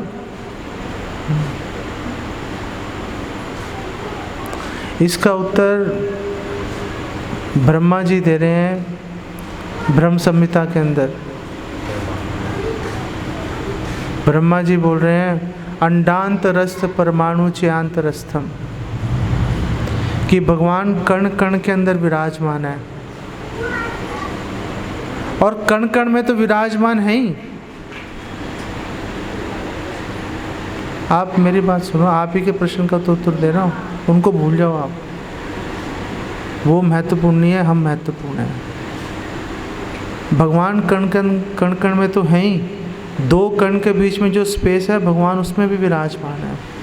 इसका मतलब भगवान इस फोटो में भी विराजमान है। इसका मतलब है आप भोग लगाओगे भाव से, क्योंकि भोग तो दुर्योधन ने भी लगाया था, लेकिन अभिमान सहित भगवान ने ग्रहण नहीं किया था। भोग लगाने के लिए भक्ति सहित प्रेम से, सेवा की भावना से भगवान को भोग लगाएंगे, भगवान स्वीकार कर लेंगे। अब वो सेवा की भावना कैसे आएगी? वो सेवा की भावना आएगी जब आप भक्तों का संग करेंगे, जिन्होंने भगवान की सेवा में अपना पूरा जीवन समर्पित किया हुआ, उनका संग करना पड़ेगा आपको। अगर आपको विद्या लेनी है तो विद्यालय जाना पड़ेगा। अगर आपको आध्यात्मिक शिक्षा लेनी है तो आध्यात्मिक स्कूल में जाना पड़ेगा, जो कि हम लोग खोल के बैठे हैं। ठीक है, आपको वहाँ पे आना पड़ेगा। आपको, आपके बहुत सारे प्रश्न हैं, बहुत सारी जिज्ञासाएं हैं, 1 घंटे में या आधे घंटे में उत्तर देना संभव नहीं है। अगर हम दे भी देंगे, उसको डाइजेस्ट करना भी, हजम करने के लिए भी तो ताकत चाहिए ना। आपकी भूख 2 रोटी की है, हम आपको 10 रोटी खिलाएंगे तो बदहजमी हो जाएगी। धीरे धीरे होगा। आप आइए, हम आपको साथ में हाजमे की गोली भी देंगे। वो हाजमे की गोली है भगवान के नामों का जप। जब आप भगवान के नामों का जप करोगे तो जो नॉलेज आपको मिल रही है उसको डाइजेस्ट करने की, उसको आत्मसात करने की आपको ताकत भी मिलेगी। खोखली नॉलेज तो बेकार है ना, आज डी कल भूल जाएंगे। लेकिन जब भगवान के नामों का जप करेंगे तो भगवान की कृपा मिलेगी, बात समझ में आ जाएगी। एक बहुत महान समाज सेवी थे, मदन मोहन मालवीय। आपने सुना है नाम उनका? आपने सुना है? मदन मोहन मालवीय बहुत ही बड़े समाज सुधारक थे। आप गूगल करके देख लेना। ओके। तो उनको एक बार किसी विषय में बहुत बड़ी कन्फ्यूजन हो गई उनको। तो जो हमारे गुरु हैं श्रील प्रभुपाद, इनके गुरु उस समय वर्तमान थे, तो उनके पास गए वो, और उन्होंने बोला कि मेरे मन में बहुत बड़ी शंका है, आप इसका निवारण कीजिए। तो उन्होंने कहा, इनके गुरु ने, उन्होंने कहा अभी मैं थोड़ा व्यस्त हूँ और ज़रा ये भगवान के बर्तन पड़े हैं, जब तक आप ज़रा इसको साफ़ कर दो, मांज दो इसको, मैं अभी आता हूँ और आपसे बात करता हूँ। ठीक है। तो मदन मोहन मालवीय जी हैं, वो भगवान के बर्तन मांज रहे हैं, राख से धोने शुरू कर दिया। वो राख से बर्तन मांजते मांजते उनकी शंका का निवारण हो गया। और जब वो आए गुरु हमारे, उन्होंने बोला आपकी क्या शंका है? उन्होंने बोला नहीं, मेरा आंसर मिल गया। तो जब हम भगवान की सेवा में जुड़ेंगे, हमारे प्रश्नों के उत्तर मिलेंगे हमें। आप सेवा में जुड़िए। ठीक है, आप सेवा में जुड़ेंगे तो आपके सारे जो मन में शंकाएं हैं, धीरे धीरे, टाइम लगता है, धीरे धीरे दूर हो जाएगी। ओके। ईश्वर एक है। ये ट्रिक क्वेश्चन लग रहा है। कौन से भगवान को माने बताइए? प्रैक्टिकली क्वेश्चन मैं कह रही हूँ। कुछ लोग बोलते नहीं वो साईं बाबा ज़्यादा पावरफुल है, कुछ लोग बोलते नहीं कान्हा जी ज़्यादा पावरफुल है, कुछ बोलते नहीं देवों के देव महादेव ज़्यादा पावरफुल है, फिर कुछ लोग बोलते नहीं सृष्टि में रहता है रचयिता तो विष्णु भगवान है। लक्ष्मी चाहिए तो लक्ष्मी माता के पास जाना पड़ेगा, ज्ञान चाहिए तो सरस्वती माता के पास जाना पड़ेगा। लक्ष्मी देवी किन की सेवा कर रही हैं? विष्णु जी की। तो एक बात तो कट गई ना। पर लक्ष्मी तो वही देती है। एक नहीं,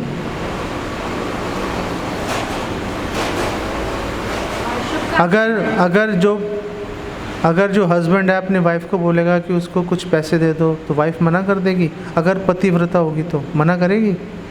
लक्ष्मी जी पतिव्रता स्त्री हैं, कभी मना नहीं करेंगी। सरस्वती देवी ब्रह्मा जी की पत्नी है, तो नेचुरली ब्रह्मा जी उनसे श्रेष्ठ हैं।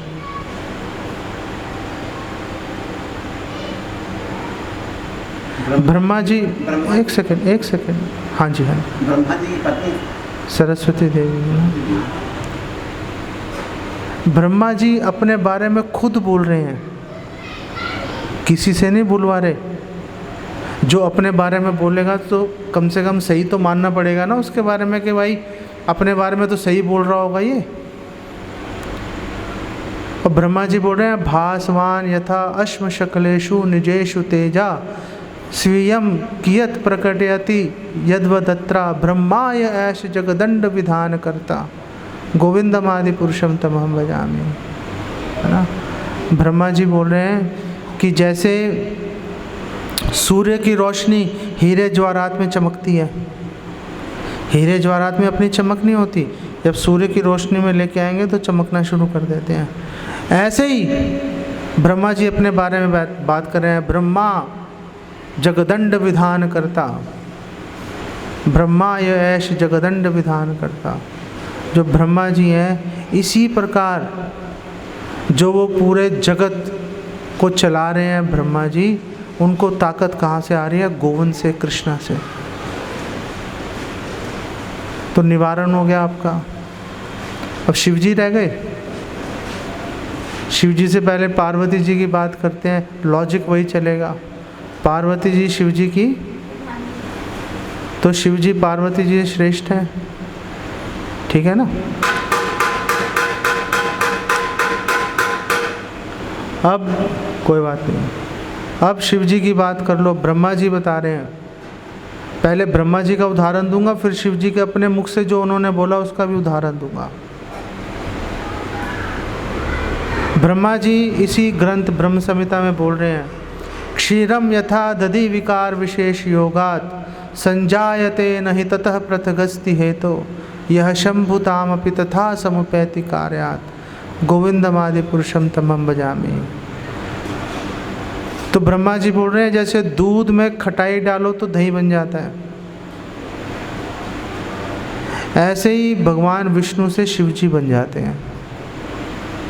तो जो शिव जी हैं वो भगवान विष्णु से प्रकट हो रहे हैं। वो देवों के देव हैं, लेकिन भगवान के देव नहीं हैं। वो देवों के देव हैं, लेकिन भगवान के दास हैं।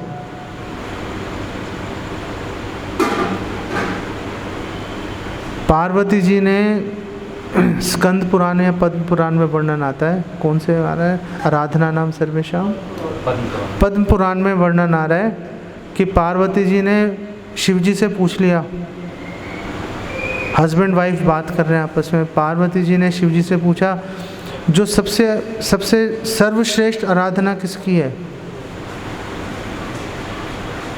तो शिव जी पार्वती को बोल रहे हैं, पार्वती देवी को, आराधना नाम सर्वेशाम विष्णुर आराधनम परम, कि सभी प्रकार की आराधनाओं में भगवान विष्णु की आराधना सर्वश्रेष्ठ है। खुद विष्णु जी बोल रहे हैं।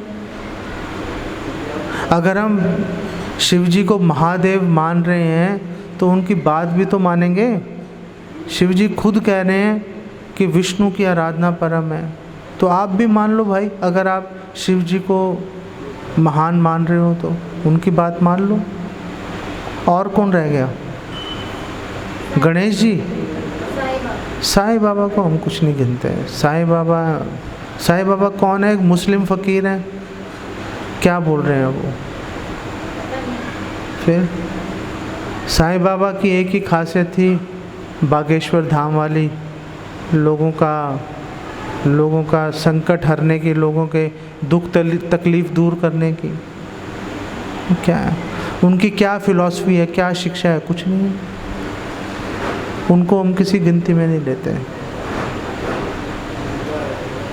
भागवतम में, वेदों में, पुराणों में कहीं पे जो साई हैं उनका कोई वर्णन नहीं है। हम उनकी बात क्यों करें? कल को आप अपनी गली का कोई बाबा पकड़ के ले, आप बोलो कि ये श्रेष्ठ है या विष्णु श्रेष्ठ है, अब क्या बात करूं उस पर? वेदों में उनका वर्णन है, आओ आके बैठ के बात करते हैं। फिर जिनका हमारे शास्त्रों में वर्णन है सबका नाम ले दिया। गणेश जी छूट गए थे, आप बोलो तो उनका भी बता देता हूँ आपको। हाँ, बोलते हैं ना कि हर एक पूजा करने से पहले गणपति जी की पूजा करनी चाहिए। वो कर्म कांड के अंदर है। कर्म कांड के ऊपर तो पूरा लेक्चर दे दिया, वो कर्म कांड के अंदर है। गणेश जी की भी बात सुन लो। ब्रह्मा जी कह रहे हैं, यदपाद पल्लव युगम विनिधाय कुंभ द्वंद्वे प्रणाम समये स गणाधिराजा। गणाधिराजा गणेश जी के बात कर रहे हैं। यदपाद पल्लव युगम विनिधाय कुंभे द्वंद्वे प्रणाम समय से गणाधिराजा।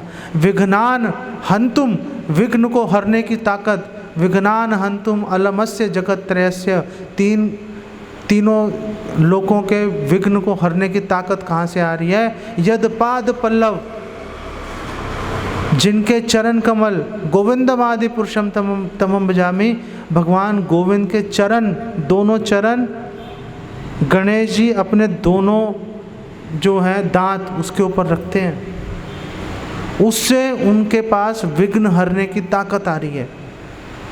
ये ब्रह्मा जी कह रहे हैं। और कौन रह गया?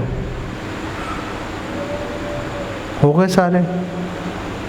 इंद्रदेव के बारे में भी बताऊं आपको? उनका नहीं पता। हाँ, अच्छा। अभी जो चल रहा है ये कलयुग के, हाँ बोलते कलयुग के महाराज उनको कल्कि देव, कल्कि, हाँ।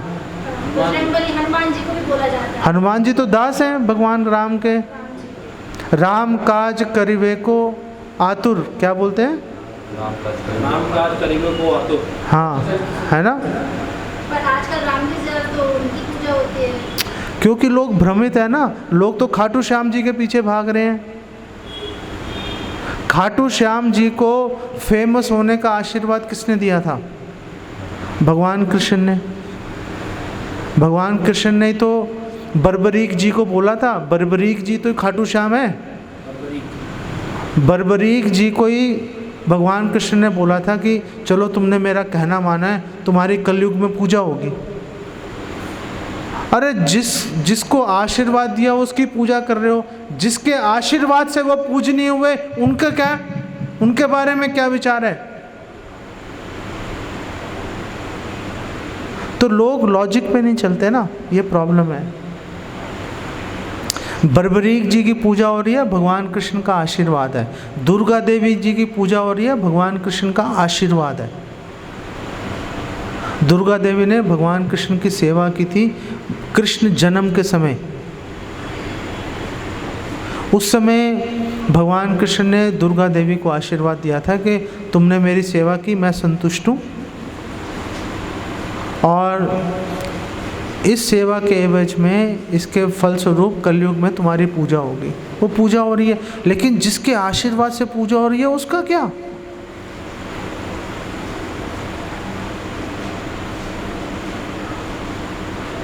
ठीक है। हनुमान जी 24 घंटे, आप राम दरबार देख लो, हनुमान जी क्या कर रहे हैं? वीर आसन में बैठते हैं। ना खड़े हैं कि खड़े होने से भगवान के सामने खड़ा होऊंगा, भगवान को प्रॉब्लम होगी। ना बैठे हैं कि खड़े होने में टाइम लगेगा। वीर आसन में खड़े हैं, झुक के खड़े हैं। जैसे भगवान सेवा देंगे तुरंत करूंगा। नहीं, वीर आसन में खड़े हैं।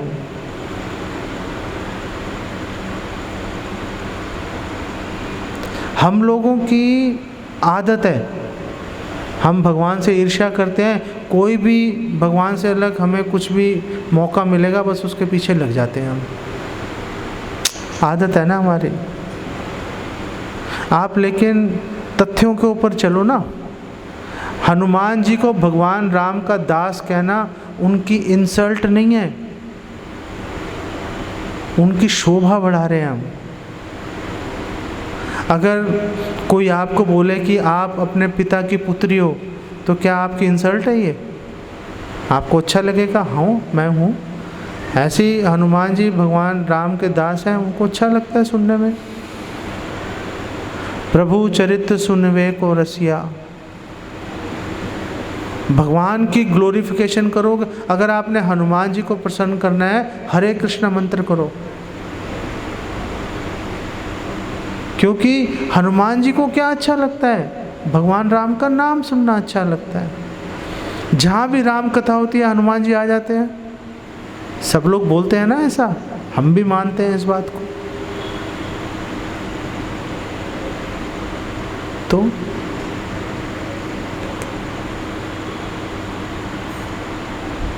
तथ्यों पे देखो, शास्त्रों पे देखो हो क्या रहा है, तब कोई कन्फ्यूजन, कोई भ्रम नहीं आएगा तब। नहीं तो मनगढ़ंत ऐसे चलता रहेगा, पूरा जीवन खत्म हो जाएगा, हाथ नहीं आएगा कुछ भी। आप प्लीज़, आप सारे लोग, आप हैं, अमित जी का तो मैंने शुरू में कह दिया था समझदार आदमी है ये। आप माता जी, आप सब लोग, आप हफ्ते में एक दिन निकाल के आइए सिंधी कैंप सेंटर पे, आप सुनिए वहाँ पर वक्तव्य, आप बार बार क्वेश्चंस पूछिए, धीरे धीरे चीज़ें क्लियर होती चली जाएंगी आपको। हम आपको आमंत्रित कर रहे हैं, आप आइए, सुनिए, ठीक है? और किसी का प्रश्न? तुमने अभी तक कोई प्रश्न नहीं पूछा मेरे से। लोग का भला होगा यार, कुछ ज्ञान मिलेगा। जो है प्रश्न पूछना चाहिए, यू नो। क्वेश्चन पूछने से क्या है कि आपको तो ज्ञान हो गया, दूसरों को भी ज्ञान मिल जाता है। ये ओपन वाले में सत्संग की। चलिए ठीक है, हाँ जी। गुरु जी, यदि लोगों से पूछा जाए कि मुक्ति चाहते हो, इस सांसारिक सुख, तो सभी लोग सांसारिक सुख के लिए पूजा और पाठ और मतलब सारा जो करते हैं, तो सांसारिक सुख की इच्छा। एक छोटे बच्चे को आप बोलो, एक छोटे बच्चे को कि 1 लाख रुपए चाहिए या चॉकलेट चाहिए, क्या लेगा? वो चॉकलेट। ये आपका आंसर है। हम लोग चॉकलेट के पीछे भाग रहे हैं जिससे दांत सड़ जाएंगे, लाख रुपए के पीछे नहीं जा रहे हैं। हम लोग समझ की कमी है हमारे में, प्रॉपर नॉलेज नहीं है ना, इसीलिए भक्तों का संग करेंगे, क्लियर हो जाएंगी चीज़ें, ठीक है? अभी तो मैं आपको ये नहीं बता रहा कि मुक्ति 5 तरह की होती है। मुक्ति 5 तरह की होती है, अभी तो मैं आपको ये नहीं बता रहा हूँ। ये बताने बैठूंगा और 1 घंटा लग जाएगा। लेकिन अगर अब मैंने आपके लिए प्रश्न छोड़ दिया अब कि मुक्ति 5 तरह की होती है और बहुत ही अद्भुत है वो। जिस मुक्ति के पीछे आप जिसको आप मुक्ति समझ रहे हो उस पे हम थूकते हैं, ये भी बता देता हूँ आपको। उस 5 तरह की मुक्ति में से एक मुक्ति ऐसे है जिसके पीछे आप भाग रहे हो, हम थूक रहे हैं उस पर। अगर आपने जानना है, आप संडे को आपको आना पड़ेगा। एक बार मैं दिल्ली में पंजाबी बाग में लेक्चर कर रहा था, तो वहाँ पे पूरा लेक्चर हो गया, ऐसे क्वेश्चन आंसर हो गए। लास्ट में मैंने ऐसी कोई एक पॉइंट छोड़ दिया, लोग मेरे पीछे पड़ गए, मेरी कार तक पहुंच गए लोग। उन्होंने बोला जाने नहीं देंगे, इसका आंसर दे के जाओ। मैंने नहीं दिया उनको आंसर, मैंने बोला अगली बार देंगे इसका आंसर। आप आइए, आपको इसका आंसर मिल जाएगा। जो यहाँ पर जितने भक्त हैं, ऐसा नहीं कि इसका आंसर मेरे पास है, मैं तो अभी 2 दिन में वापस चला जाऊंगा दिल्ली। हमारे यहाँ पे जितने भक्त हैं, प्रभु जी ये आदित्य प्रभु हैं, रत्न बाहु प्रभु हैं, कमल, मथुराधीश प्रभु, ब्रजवासी प्रभु, उग्रसेन प्रभु, आप इनमें से किसी से पूछिए आपको बता देंगे आंसर। हमने कोई पेटेंट नहीं करा रखा। हमारा मकसद है आपको आमंत्रित करना, एक जिज्ञासा छोड़ देंगे तो हो सकता है आप आ जाओ, इसलिए जिज्ञासा छोड़ दी आपके लिए। ठीक है, लास्ट सवाल। हाँ, जैसे अभी बोलते हैं कि पहले तो सतयुग था, सतयुग के बाद में फिर द्वापर युग आया, फिर त्रेता युग आया, अब ये कलयुग आया है। कलयुग के अभी बहुत सारे साल बाकी हैं। सतयुग के बाद त्रेता आया था।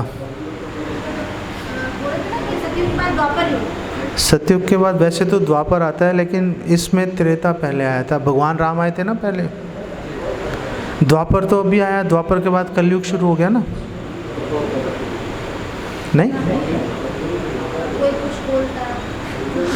सतयुग के बाद द्वापर ही आता है, लेकिन इस बारी त्रेता पहले आ गया, द्वापर बाद में आया। तो जैसे बोलते हैं कि भी कलयुग चल रहा है, अभी तो जैसे 5000 वर्ष ही पूरे हुए हैं, अभी तो बहुत सारे बाकी समथिंग 4,32,000 साल का कलयुग है। हाँ, इसमें से 5,500 साल पूरे हुए हैं। अभी सिर्फ अभी 4,26,500 साल बचे हैं अभी। तो बोलते हैं कि अभी जैसे कई सारे सेंटर्स अभी आए हैं, ये ब्रह्म कुमारी के भी आश्रम। ब्रह्म कुमारी ऑथेंटिक नहीं है। तो मुझे नहीं पता, पर मेरी मम्मा जाती हैं। ब्रह्म कुमारी जो है हरियाणा के एक व्यक्ति ने शुरू की थी, उसको जहाँ से शुरू की थी वहाँ से भगा दिया उसने, फिर कहीं और शुरू की। वो महिलाओं पे फोकस कर रहा था वो, और कोई प्रमाणिक नहीं है, कोई भगवत गीता भागवतम की बात नहीं करते, वो कुछ अपनी बात कर रहे हैं। उनमें कोई तत्व नहीं है उनमें। नहीं, तो मेरा सवाल ये है कि जैसे अभी इतने सारे वर्ष बाकी ही कर रही थी, और जो हम देख रहे हैं प्रेजेंट में इतनी ज़्यादा मतलब लोगों में, इसीलिए तो कलयुग में आगे जाके प्रॉब्लम्स बढ़ती जाएंगी, लोग छोटे होते चले जाएंगे, माँ अपने बच्चे को मार के खा जाएगी।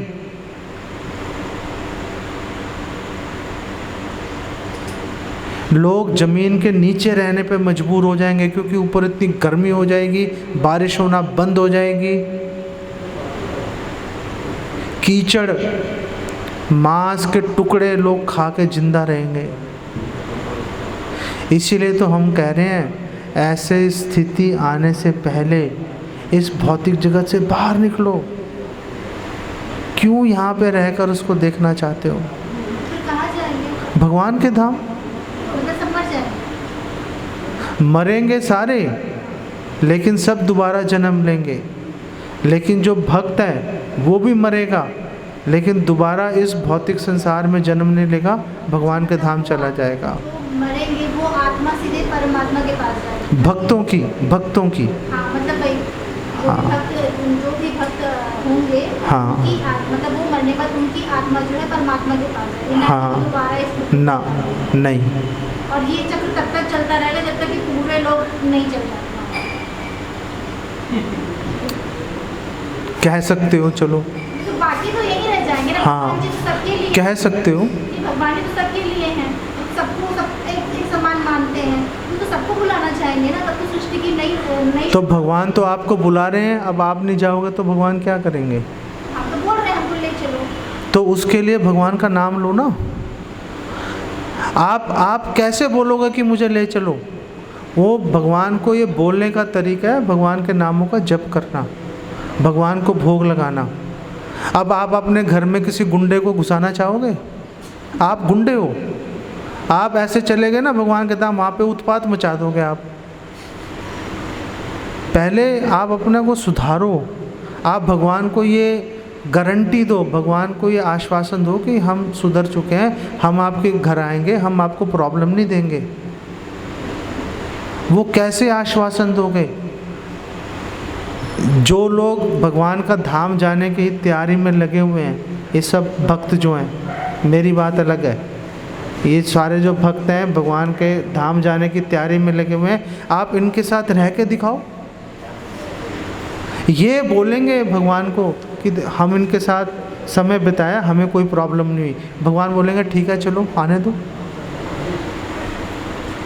आप इनके साथ समय बिताओ ना, इनके हिसाब से चल के दिखाओ, फिर भगवान मान लेंगे ठीक है फाइन। किसी की रिकमेंडेशन लगेगी ना तो बात बनेगी ना, वो रिकमेंडेशन लेटर हम देंगे आपको।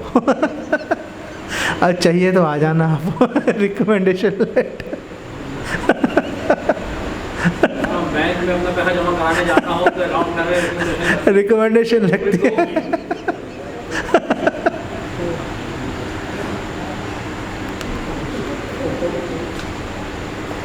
तो मेरा आपसे निवेदन ये है कि आप भक्तों का संग लीजिए, आप आए, आपके आने से हमें सेवा का मौका मिलेगा और आपको नॉलेज मिलेगी, दोनों का फ़ायदा है, दोनों का फ़ायदा है। ऐसा नहीं है कि अकेले आपका फ़ायदा है, हमारा भी फ़ायदा है। आपकी सेवा करना, हम आपकी सेवा करेंगे, आपकी सेवा करने के माध्यम से हम भगवान को प्रसन्न करेंगे, आपको नॉलेज मिलेगी, श्रद्धा बढ़ेगी, भगवान प्रसन्न होंगे, दोनों को फ़ायदा है। आप आइए, हमारा ये कहना है आपको, है ना। ऐसा नहीं अकेला आपका फ़ायदा है या अकेला हमारा फ़ायदा है, दोनों का विन विन सिचुएशन है। आप भी जीतेंगे, हम भी जीतेंगे, ठीक है। चलो काफ़ी टाइम हो गया, आपका बहुत धन्यवाद। हरे कृष्णा हरे कृष्णा कृष्णा कृष्णा हरे हरे, हरे राम राम राम हरे हरे।